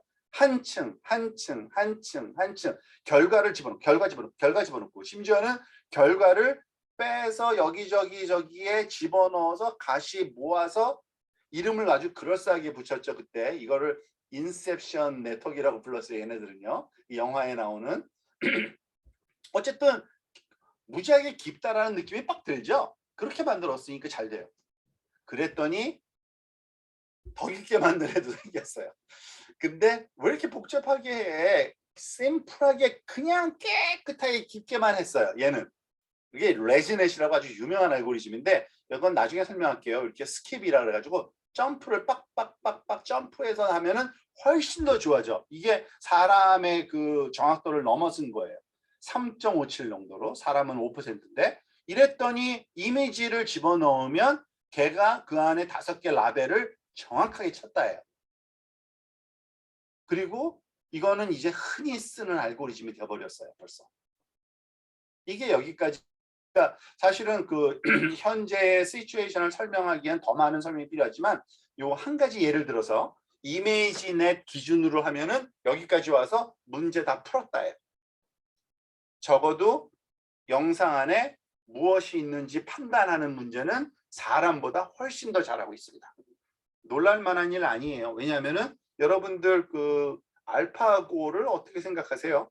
알파고는 그냥 바둑으로 사람이 이긴 게 아니라 사람 중에서 천재, 그러니까 제일 잘하는 사람을 이긴 거예요. 그거 벌써 옛날이에요. 그런 부분적으로는 다 따라잡았어요. 부분적으로는. 근데 그거를 좀 더 이제 조합하고 해서 확장돼서 좀 더 범용적인 그러한 능력을 확장하는데 사용하고 있다고 보시면 됩니다.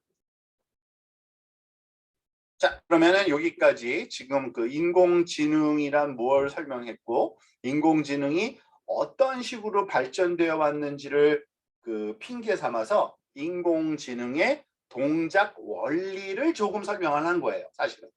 하나 빠뜨린 게 있어요. 학습 방법에 대해서는 제가 생략을 한 거예요. 왜냐하면 그건 좀 복잡하거든요. 설명하기가. 그 학습 방법에 대한 내용을 이제 오후에 같이 한번 살펴보도록 하겠습니다. 아시겠죠? 그리고 그 질문을 직접 말하면 실시간으로 하기 좀 어려우면 여러분들 요 채팅창에 올려주세요. 그죠? 여러분 정리된 질문들을 그럼 그 중에서 제가 몇 개 설명하면서 이제 다음 이 수업 2시에 시작하는 거 맞죠? 예, 맞습니다. 네. 14시부터 다시 진행됩니다. 네, 오후 2시에 다시 시작하도록 하겠습니다. 오전 수업은 여기서 마치겠습니다.